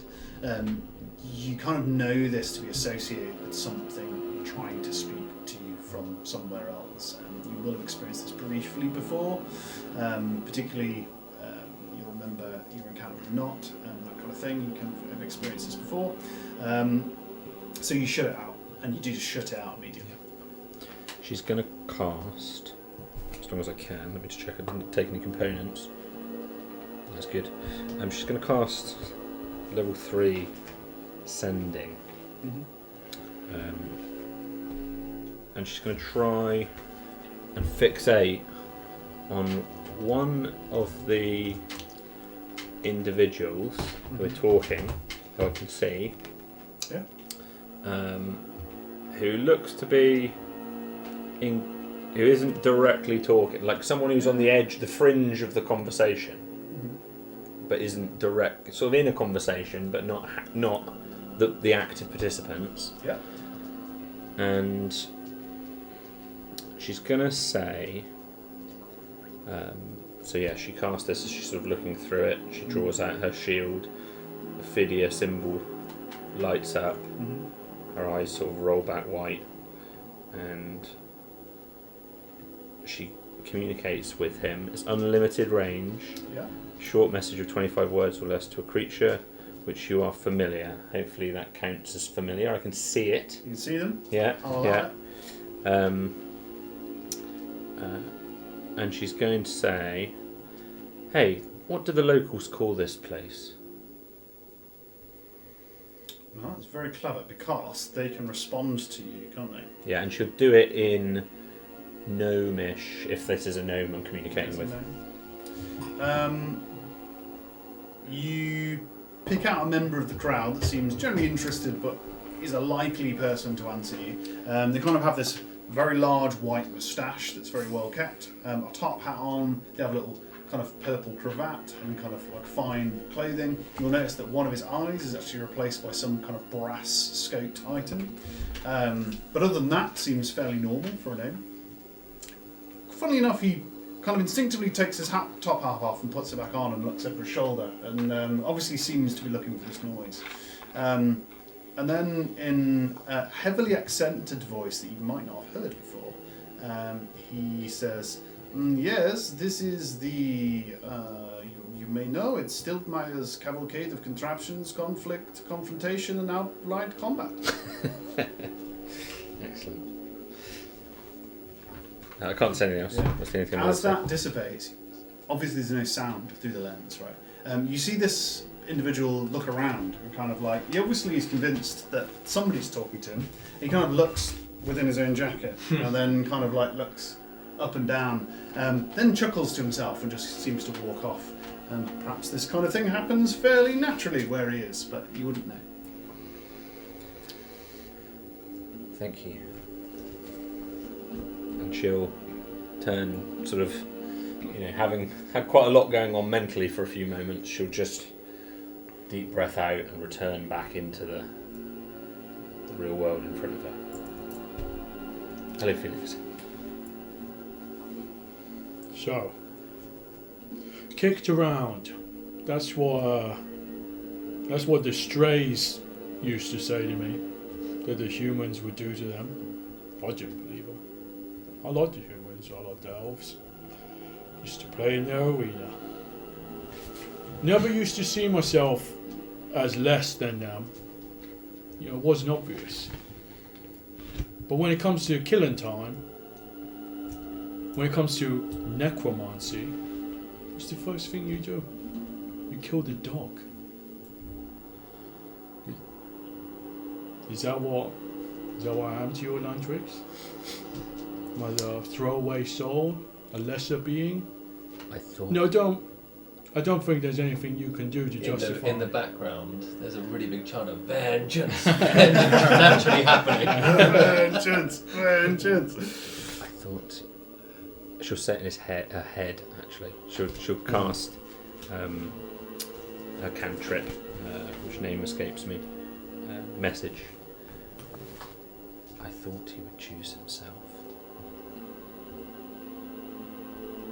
Okay. How could you do this? This was your friend. Your only friend from what I can tell. Where does this soul go once it's consumed? Is it gone forever?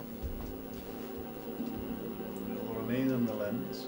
It will remain in the lens. Your loyal friend served you all those years, stuck in a piece of glass, afraid, not intelligent enough to understand what has happened to him, and the day he does understand what has happened to him, angry, confused. You've done a bastard thing. Necromancy. Which never goes right. Have a royal charge. It couldn't have been me. I've got 2 other souls to forge before my own life force leaves me. I don't think I've got that much longer. There shouldn't have been any soul. How did you casually do necromancy? You two of you go to the side, you have a casual conversation, you're just like, oh, you could be necromancy, no problem. And you come in here and you do this. This is unacceptable. Perhaps you're right. And I wish I had your resolve. I really do. But we are in dark times. We need all the help we can get. And you save the world, and you use these tools. And you get used to it. You go, oh, it's dark times. It's dark times, so maybe we'll just use it again. And then we'll use it again.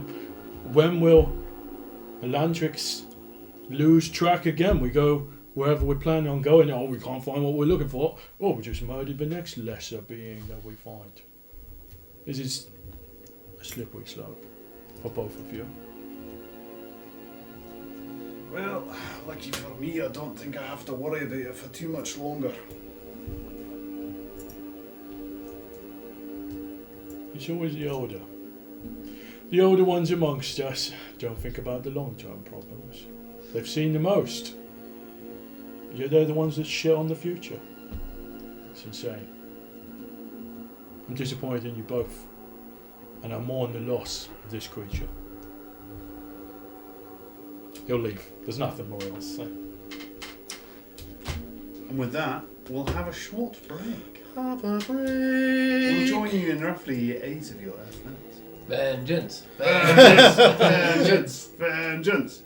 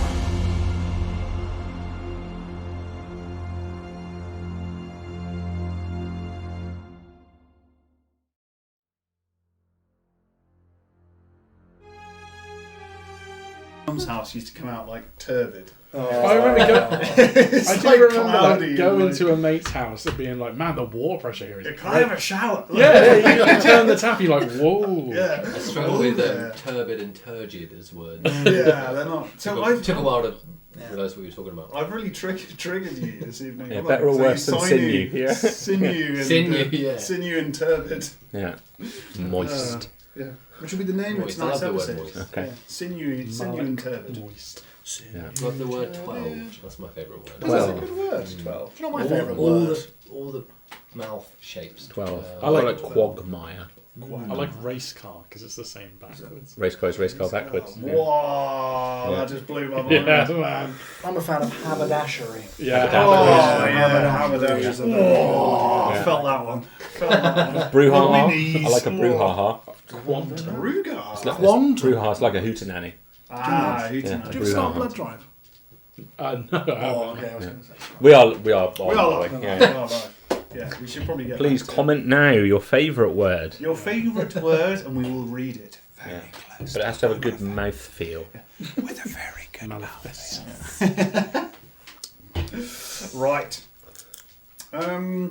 Effervescence, because that's almost like an onomatopoeia, isn't it? Yeah, it's kind of what it sounds like. Evanescence. Effervescence. Not. Oh, will you do the thing? That was them, wasn't it? Mm. You're welcome. I'm gonna shut up because I fucking love them. Big tune, yeah, it was a big It's tune. a big tune. I'm not. I've got Massive it. tune. It also Great made album. it also made it way easier in my life to be a goth Yes. because everyone was all of a sudden, oh, goths are cool again. Well, it I was lowered like, the. finally, I would say it my lowered mascara the bar. fits. No, it did lower It the did bar. lower the bar. Because that really really. lowered the It was bar. an easier entry point. Because I love that, but it is almost like a pop punk album, like Yeah. relative I'm to fine what with it. was goth at But the it time. normalised it in the same way that 5e has normalised D&D for all of us. It has. We now have a safer environment to play Dungeons and Dragons in. Bringing us full circle. I'm 3B till I die. Don't get the reference. We'll talk about it later. We're only playing Five- Pathfinder 5e. next season. Oh, okay, okay. It was a pencil. I was Yeah, trying to pretend sorry. that I was one of the originals. Oh, yeah. But We do have I people never did watching, this so one, so please let us know your favourite words, and we will Please say do them let as us the know your nice ones. favourite words. Yeah, this is the segment that's all about you. Yeah. If you could do epiglottis. Yeah. Oh, that. whoa. Oh, that's a nice What does that one. mean? It's a nice. Well, I mean, you can't breathe and eat at the same time, can you? There's a Is reason that, for is that. that what that means? That's what it means. That's it. Blimey. Wow. That's the thing that stops you doing that. Yeah. Really? I like petrichor as a Oh, thing, yeah. but the word itself. Yeah. What? There you go. Petrichor. That's a thing, but not the word. What does Well, that the mean? word's fine. What's a petrichor? I thought we were talking about the words we like. No, Now we're on to the things we now like, I'm and not on the. to things that I like. Favourite things. What is a petrichor? You must inform me now of said Wow. thing you enjoy. It's where you can't breathe at Oh. the same time as eat. Oh, we're just going Fair through enough. biological. What Yeah, was, it's the, smell. what The was the smell. word that It's we the got obsessed with during Pancake Day? Shroud. Oh, I gave him a smell good after shrove. rain on like Proper good shrouding. okay. on like concrete or I something. like. Shrouding, right? That's I'm a big fan of interloper. Interloper. That's a good one. That's Yeah. nice. Yeah. Oh, I This is see. a great It's not a very segment. nice word, though, is it? I like when you. No, but You know what I mean? an It's nice interloper to is say, an uncomfortable thing. Though. Yeah. It's like I see we have an interloper. Yeah. I like it when you use words like that in like normal everyday English Yeah. as well. Like, Yeah, welcome to being dyslexic. Yeah, it's just like I can't I can't remember the words. I can't remember the right word, so I use the really random long one. That I Yeah. don't remember. That's what happens from reading too many fantasy books as well. Yeah. You describe things in kind of esoteric ways. Brandon Sanderson. Well, I'm reading a lot of Brando Sando at the moment. That's why I said if anyone picked this up, I said Alethi earlier, which was from Alethi. the Way of Kings It instead of is. Ashari. Yes. The word that bubbled up to my brain. So, Way of Kings. Couldn't get on with it. Could you That not? was my one chapter review. Yeah. Let's crack on. Basically, you need to read about 100,000 words before you're like, this is really good. I found that with Mistborn. Yeah, I was like, classic first 3 Brando chapters, Sando. I was like, oh my god. And then you get 5 chapters in, you're like, I might as well finish. I thought Mistborn was overrated, I thought. Ooh, yeah. It's Squirrel. classic Brando Sando. Squirrel. Yeah. Right. Where were we? Mistborn. These guys have just performed Necromancy. That was great. Love that. Yeah. The party will continue. One thing I need to Holster. confirm because Yeah. my all my spells are still greyed out. We went to sleep, didn't we, last night? I should have There's everything been back. a long shouldn't time. You can imagine Yeah, you've yeah, had yeah. a chance to have a long rest. I A should have long said that. early earlier. rest. Yeah. I don't know. Are you gonna do any more necromancy? I? Has it got a soul? Oh, Necromancer's coming to my room. triggering. He just said you had no soul. Dogs have no soul. All dogs go to heaven, though, so and that is true. Dogs have so much. Good dogs soul. go to heaven. Bad dogs go everywhere. Bad dogs go in Jack's games room. Oh no! No, that was a thing that happened. We don't talk about it. There was defecation involved. Oh That dear. was- yeah, that was. We don't talk about That wasn't the tweet earlier.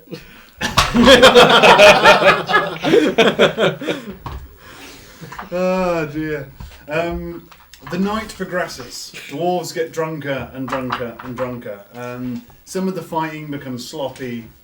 People don't really know where they're going. People start filtering out of the hall over time, staggering this way and that, unsure whether they're travelling back to their own abode, someone else's, or just anywhere they drop. But a general good party was had by all.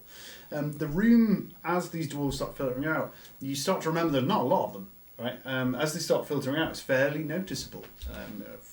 5 people leaving is 25% of the party, right? So very quickly the noise starts dropping.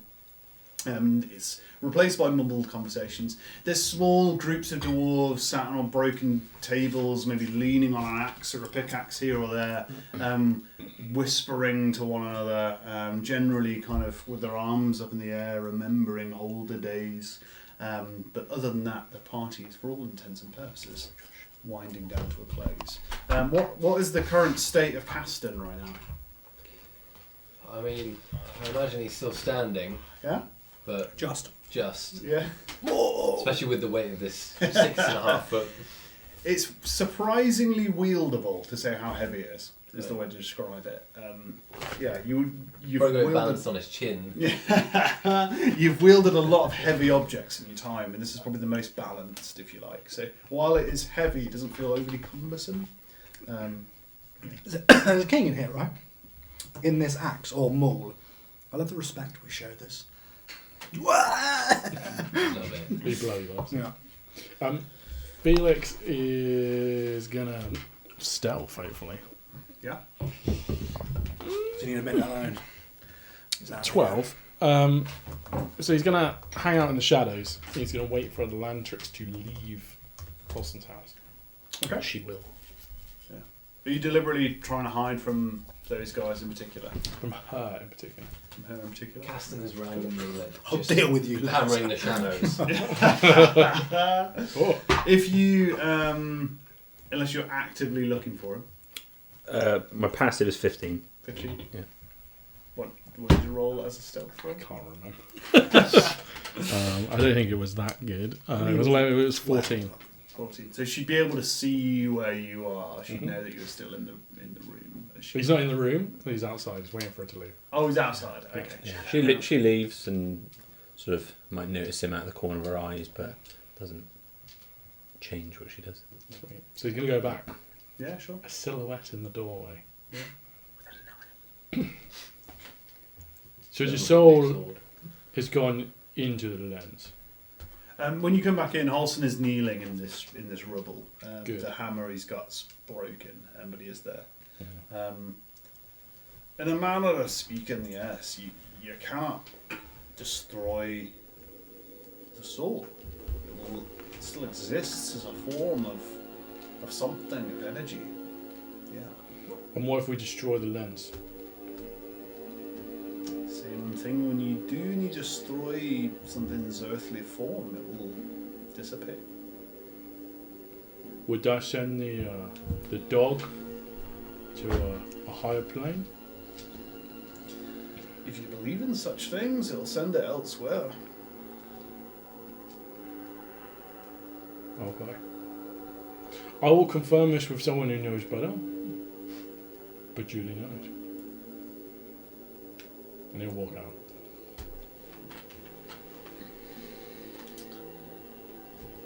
Where do you're kind of aware of a couple of weighs it out of this mountain. However, you probably all consumed some form of alcohol from now on out. You probably feel tired, but you don't feel fatigued, if that's the best way to describe it. You could probably go to sleep, but you're not necessarily fatigued in any way. It's up to you. The party's roughly around this kind of gilded hall. Is it still a rager or not? No, it's all filtering out now. There's groups of people whispering and talking to each other. They'll welcomely accept you for another drink if you come and say hello, but they're kind of petering out. Elantrix will bring Wesley up to speed, sensing his confusion on what's happening, and just ask him to be wary, or inform him to be wary of Caston in combination with Vengeance Sword. Okay. Just so you know what's going on Yeah. should something get vengeance-y at any point. Very confused. Still confused. There's a few things I want vengeance on, but one of them is Garrett. Gorgonite, what was it called? Goric. Goric, yeah. What Goric. is there anything specifically you need bringing up to speed on? I would Probably like all to of know, it. I'd actually, what would be helpful right now is bringing up to speed that my connection to Asher, is this a place that I would care about or not? I'm here for a purpose. Would I think that the goings on here is just beneath me and beyond me? Because it'll change what the character's going to do for sure, and how he's going to interact with the world. You've definitely heard conversations from dwarves before, so you're aware of this place, right? You will probably have heard, now that you've kind of pieced it together, that booming voice that you heard before, you probably heard fragments of that voice before, actually. Yeah. So you feel at least there's some kind of connection between you and this place. You've been directed to it in some way or another. Particularly when you haven't really overheard any conversations on it. I'm trying to think what you've actually listened to since you've been back.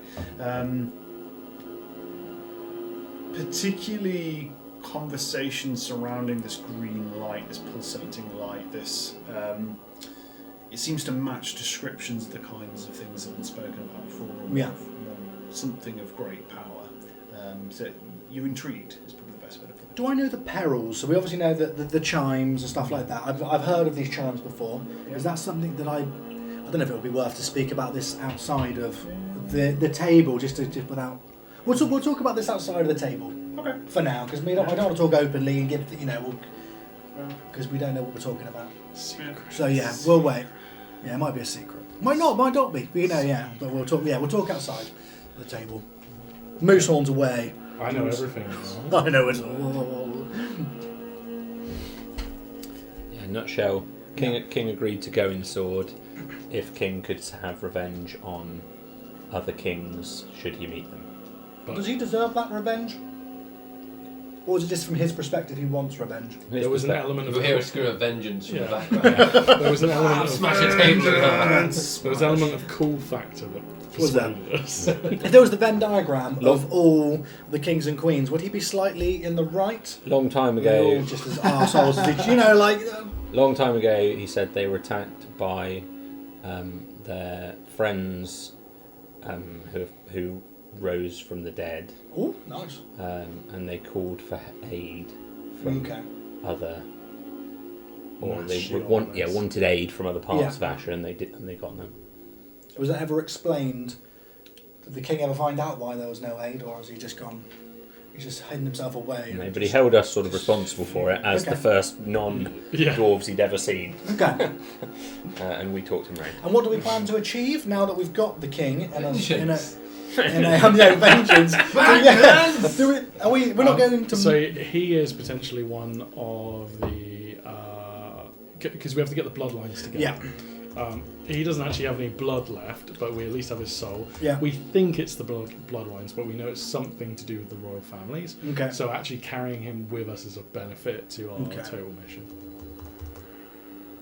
Okay. because they need to handle the cowl. Yeah. We still don't know what the cowl is. This is all, and most of this is from all the augurs, Yeah. whom this is their core Bunch of pricks. belief is is that these 4 royal lines Yeah. hold the answer to interacting with the cowl. I can't. We got them for a specific time period. 2 2 years, he years. 2 says. years. Yeah. Is that enough? Dwarf years, though. They live very long. We'll just keep telling them it's January. Well, the weather's awfully good for January. Yes, global warming, that's a lot done this January, haven't we? what a profitable month. So, what is it you want to do? You're left in this hall.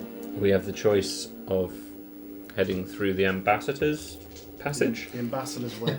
Where are we going? Spoil us. You are, 1,000 XP! Or through the. you haven't actually told us main where line. we're going yet. We have a relay. The Undar? Undar? Yeah. I believe we've been followed by Undar from Rinthari Prime. The dwarf, whose name escapes me, tells me. I know who that is. Some dwarf. Yes. Was A Undar the... dwarf who was... Broad brimmed hat man in Rinthari. I don't think I met Reveal? him, no. Reveal Greyhound was the one who told you about it. Oh yeah, you never met him. No, I was going to say, I met where the anvil was, with the dead soul and the man that had Oh, true, kind yeah, of... yeah. I didn't know if that was Oh, I didn't know if yeah, that was him, but that's that's true. not... He That's was not him. chasing, so just before we met you, Yeah. he was chasing us. Cool. And that's why we fled to that place. Cool. Yeah, I It's a don't know. crazy coincidence when you think about it. Maybe. I have got this giant hat. And then, yes, so we have. There are other routes out of here. One is this Ambassador's Way, and one is through the Gnome Line, which connects not just to the Halflings to the south, but apparently to the Gnomes also, which kind of follows. Okay. And do we know where we're going after that once we get out of here? We are going, because I saw it in the lens, I don't want to meta, Jack. to. Gorrick's house, let's go. I got Have some- a party at Gorrick's house. I got a few keywords. Okay. We're going to Stiltmire's cavalcade of contraptions, and there's some other gnomish adjectives. The Let's go. dude who was Stiltmire's cavalcade of contraptions for conflict, confrontation, outright combat. the dude who was murdered in Ren5 Prime had one of their leaflets. I want to go way back. Yeah, so it converges. And Darek and Benji flew in on a Stiltmire's craft. Fucked us up with an gnome line. Way, way, way back. How do you know that? Yeah, I Sadly, don't- none of you are here. Because we picked up a emblem. Zolan had it in his backpack. In the wreckage was a Stiltmire's badge to the vehicle. You're saying like remember. we? Don't know what you're This talking didn't about. happen to feel. It's in here. You're crazy. You will have actually, thinking about it, you probably heard of the name Stiltmire before. Might even stoke you a little bit with the. You shut up. Stiltmire's cavalcade of contraptions for conflict. Confrontation No, and outright combat. confrontation. Oh god. Helicopters. Apache gunships is what he makes. What does that abbreviate to? SCOCFCSE. See? It really rolls off the tongue. Yeah. SCOCFCCOC. That's catchy. So you've picked a route for us to leave. Well, one's as good as the other in my view. Does your nose tell you anything? My nose tells me a lot of things. It tells me your decision making is questionable, Elantric, so but I'll go with what you've got planned for a time being. The big picture is what I'm looking at. Oh, the big old picture. Innocence can die as long as everything's fine for Elantric at the end. Don't get me started. I'm trying to stop innocence dying. Yeah, sure, I'm really excited. You've done a really great job so far. Well done. A gold sticker for you. Killing innocence. Brilliant. Oppenheimer over here. Let's get the hell out. I'm sick of being in the dark all the time. I need some sunshine. So you were told about the. Ken over here. You were told that you could leave back the way you came, but Undar was patrolling. I have an idea. Find out the scrap. Test your news. Wow. Caston, you have the king. What does he think? How do I talk to this thing? What? Who are we vengeancing? It's like a massive microphone. As you look at it, purely as you're looking at it and you're talking to it, it seems to glow with like an ethereal red glow. It's very faint. You don't know if anyone else is watching this, but you hear a voice, and it's the voice of the king that seems to emanate within your mind. Can I make a special effects request? Yeah. Okay. The king is in the room with us, but only in the reflection of the axe. Well, I quite like that. That's quite good. Yeah.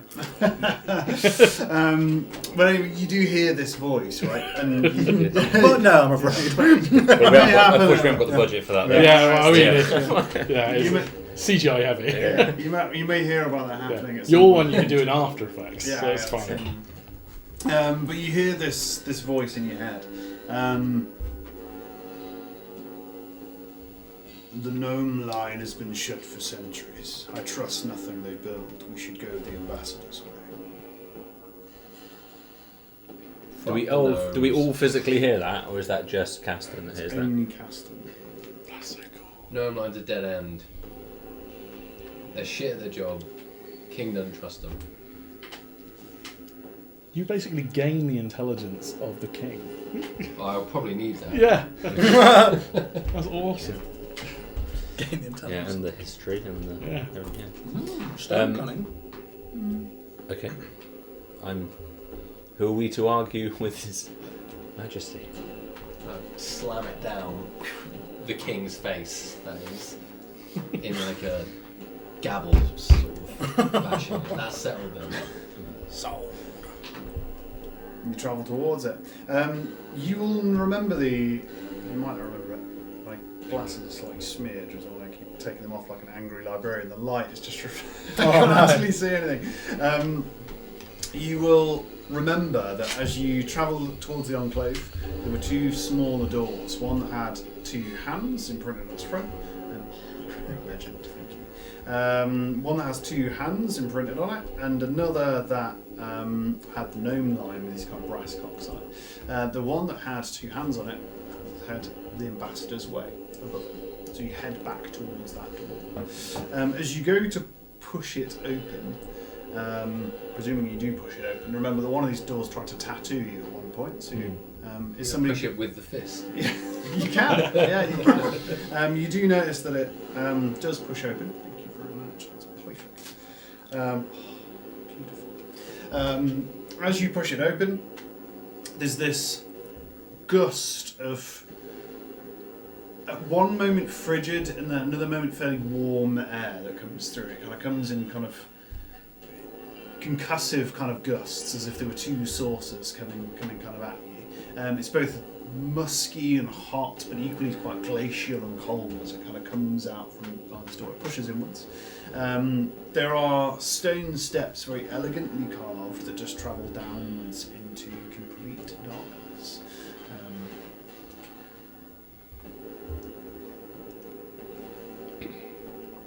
Follow the king.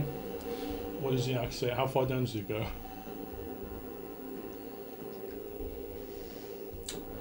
Again, a voice returns to your head. The Ambassador's Way is a great undersea lake. It used to link the kingdoms of old.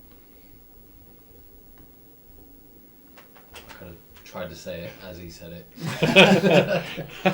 I like that you do his voice. Okay, cool. A lake. So it must be a boat down there, I guess. We'll find out. Away woods. Yeah, Lantrix will stand behind Caston. Not necessarily directly, but I was, That is unadvised because I'm just swinging. I'll give him a little bit of striking room. I As think you step down into darkness, one of the things you will notice is in dim or dark light, unless you deliberately try and repress it, the hammer glows. It glows with a red light. I probably need it. Yeah, exactly. So it will light your way as if you're wielding a torch. Yeah. It will, and it seems to emanate as strongly or as weakly as you need it to. It will be as bright as a torch, or it will just be a dim light, and it does seem that you can extinguish it at will. So we spend the next minute just like practicing that. Yeah. It will allow you to do it. It's weird as you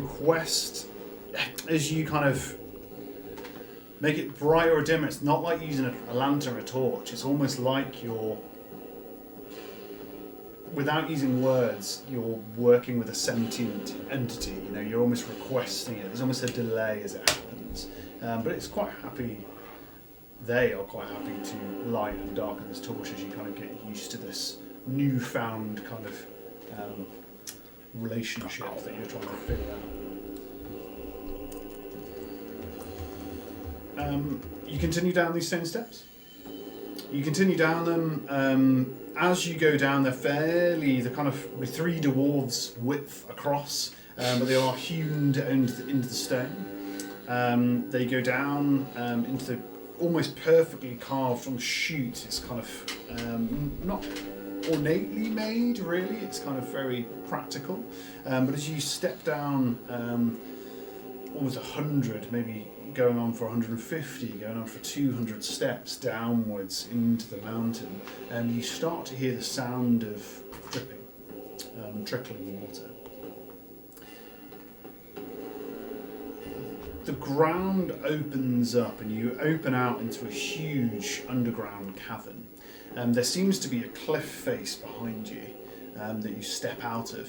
All of this isn't hewn at all, it's almost naturally forming. You seem to be stood on an island in a vast sea underground. Above you, you can see, I can never get this way around, one stalagmites, one stalactites. Which one's the one on the roof? Down. Yeah. Tights come down.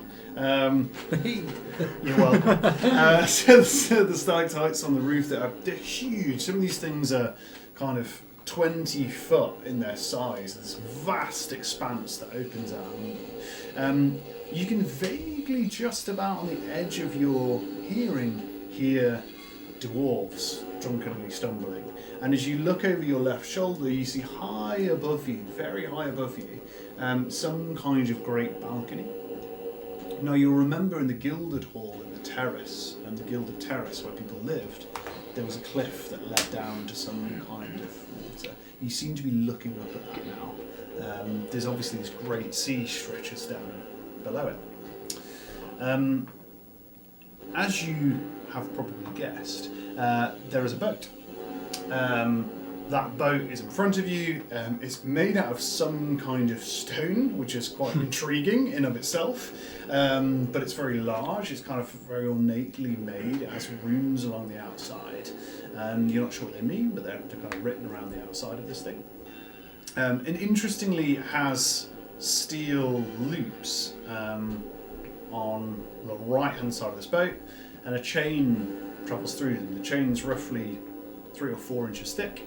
And it's riveted into the ground, but runs through the loops on the boat. So it's actually chained, and the chain goes out into the water. There are no oars of any description. It would seem as if you're supposed to get into the boat and pull your way along this chain.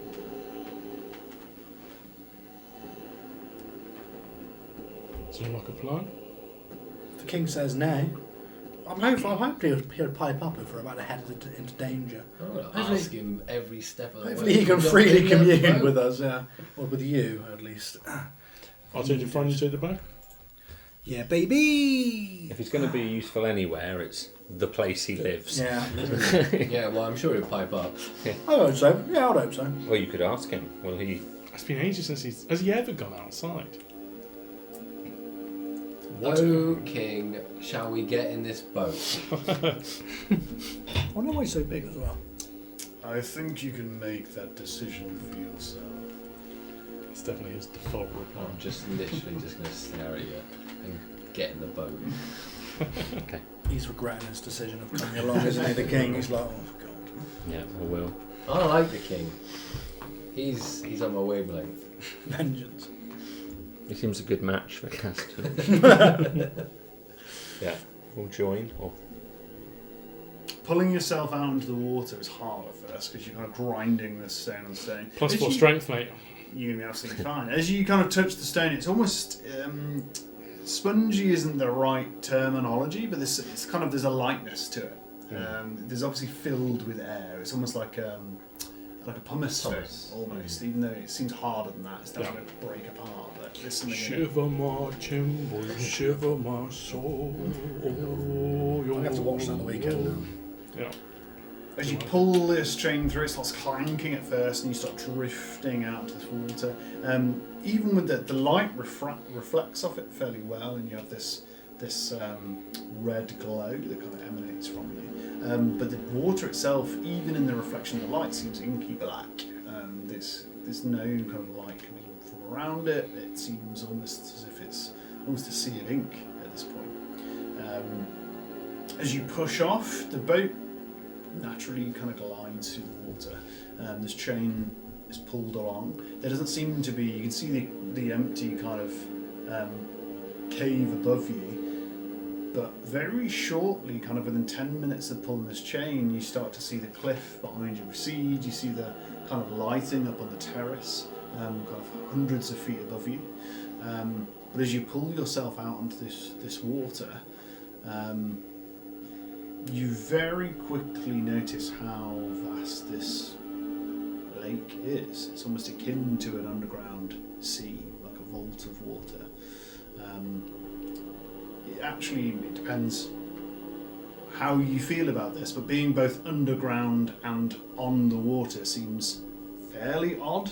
And in fact, unless you're used to this kind of thing, it's both it's hard to feel like you're in such an incredibly large expanse of space and yet feel claustrophobic at the same time. But that's kind of the feeling you're starting to get. You're starting to get why it felt so humid and cold. When you're out in the centre of this watery expanse, the air does start to whip across this water and actually takes on a really frigid kind of cold embrace as it kind of hits this great kind of heat sink of the water around you. The other thing that's quite bizarre is as you get further out, what was almost like inky kind of glassy sea becomes quite bobbing. Actually, you start to move up and down. It actually becomes, you actually start to hear lapping and almost wave-like forms as you get further and further out, as the kind of air that's gushing in underground seems to create turbulence in the water around you, much like you were kind of in a small boat at sea. Is there anything other than, so the two of you are hauling? Is anyone else doing any hauling? I can help if they need help. It's quite If easy. they're doing all right, to- yeah, I'll it's let not- them crack on. Yeah. It's not. Boys Now will you're boys. out on the water. It's not exhausting. You had to put a fair amount of strength into getting off the land, but now you're out to sea. It's not particularly arduous. No. You guys are doing fine. You're doing I'm fine. quite happy with my chain, thank you. Yeah, yeah. we saw a creature down at the bottom of the watery hole. Does the king have any pets we need to know about? I will relay this request. I did not choose this passage for its safety. I chose it based on the fact that it was dwarven. We're fine. Good. You travel further and further out. So this is like the darkest false night we've ever seen. Can we even see it in front of ourselves? You have this red glow. Yeah. So there's this red glow that kind of emanates from That's not 30 feet ominous outwards. at all. Yeah. But as you're travelling out, you start to realise you travel further and further away from the cliff face behind you. Once that dissipates, that you can't really see anything in any direction. Cool. So it's just chain after chain after Yeah. chain. That's right. Okay. This continues for a long time. We're thinking kind of 15, 20 minutes, 30 minutes. Obviously, you don't really have any way of tracking time, so some of you might feel like you've only just got out here, and some of you might feel like you've You've been going for an awfully long time, right? And it's hard to keep track. And then it goes on a bit longer. And then it goes on a bit longer. And you really start to worry, actually.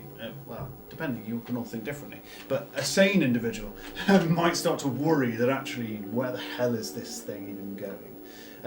At about that time, as you're pulling, who's at the front of the boat? Felix. Felix is the front of the boat. As you're pulling this chain, you probably almost do it out of habit now, right? You're just pulling this chain through, pulling this chain through. There's almost like a gloop sound. As the chain you're pulling, you pull something larger out of the water. And what you notice is almost like a steel ring attached to the chain. The steel ring has 3 other chains attached to it, and each of the chains has almost the best way to describe it is a large iron carabiner. Oh, great. I don't know, what's a carabiner? It's like a clip, so you can unclip and reclip. Mountain climbers. Big D clip the hinge. Yeah. It's also a drink that they drink in the Caribbean. I'm sure we're going to have to ask the Axeman again. I'm really sorry. It's 5 points. Which one takes us away? We're trying to go to the gnomes. Where we go, mate? We're going to the gnomes. Mate. Feel free to just pipe up if you see we're in peril. Yeah. Taking the furthest chain from you will take you directly there, but you'll be travelling over open water for a long time. Travelling to your left Travelling to your left. will take you to land Take you fast. to land faster. It depends. If you Depends. want to spend your night Spend on the your open night sea, Open seas. travel straight Travel on. straight on. I wouldn't I travel to wouldn't the right. travel to the right if I were you. First choice to go to the right. Just saying. It's right. Kidding. There does seem to almost be humour in his voice as he just said it. Okay. The right sounds bad, but it sounds quite fun. Maybe it's a shortcut. Is it a shortcut, Hammer? Travelling to the right would used to be an outpost of my people. It is no longer. Who knows what befell the people who dwelled there? They no longer report back to us. Side quest: explore the dwarven outpost. It's being You've cryptic. received a new quest. I want to go right, but We haven't heard what he said. oh no, I've been doing the same thing. It's come up in my quest log, but I don't know the context. In this scenario, I've been trying to say what he says at the same time.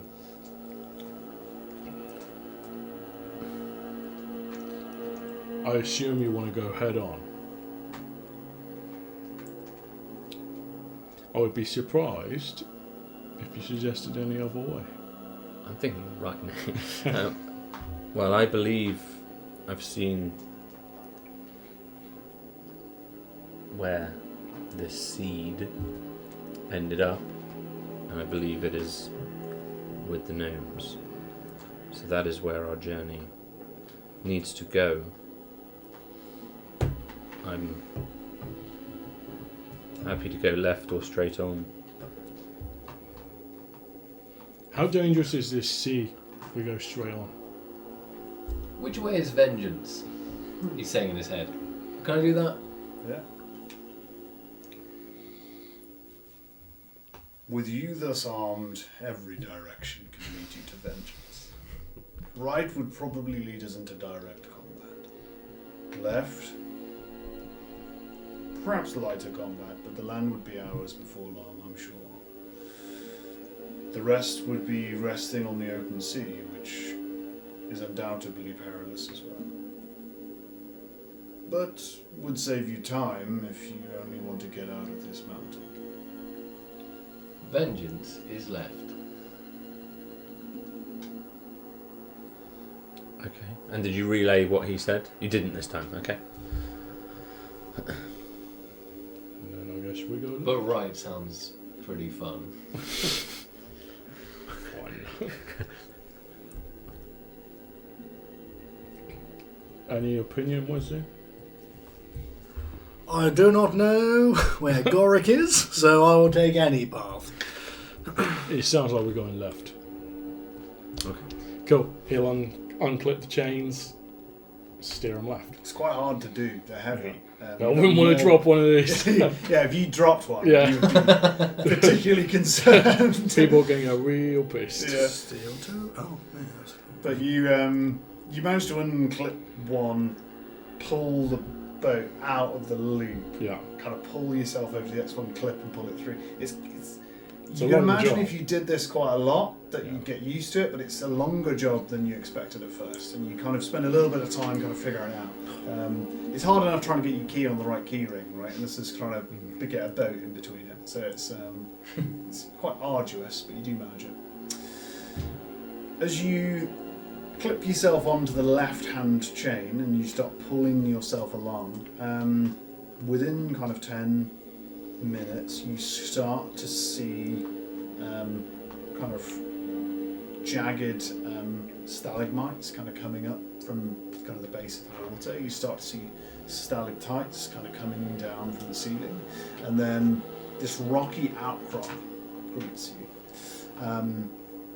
You can see very little other than that, other than the rocky outcrop kind of coming out through the darkness. And that is where we will leave tonight's session. So until next time, we have been...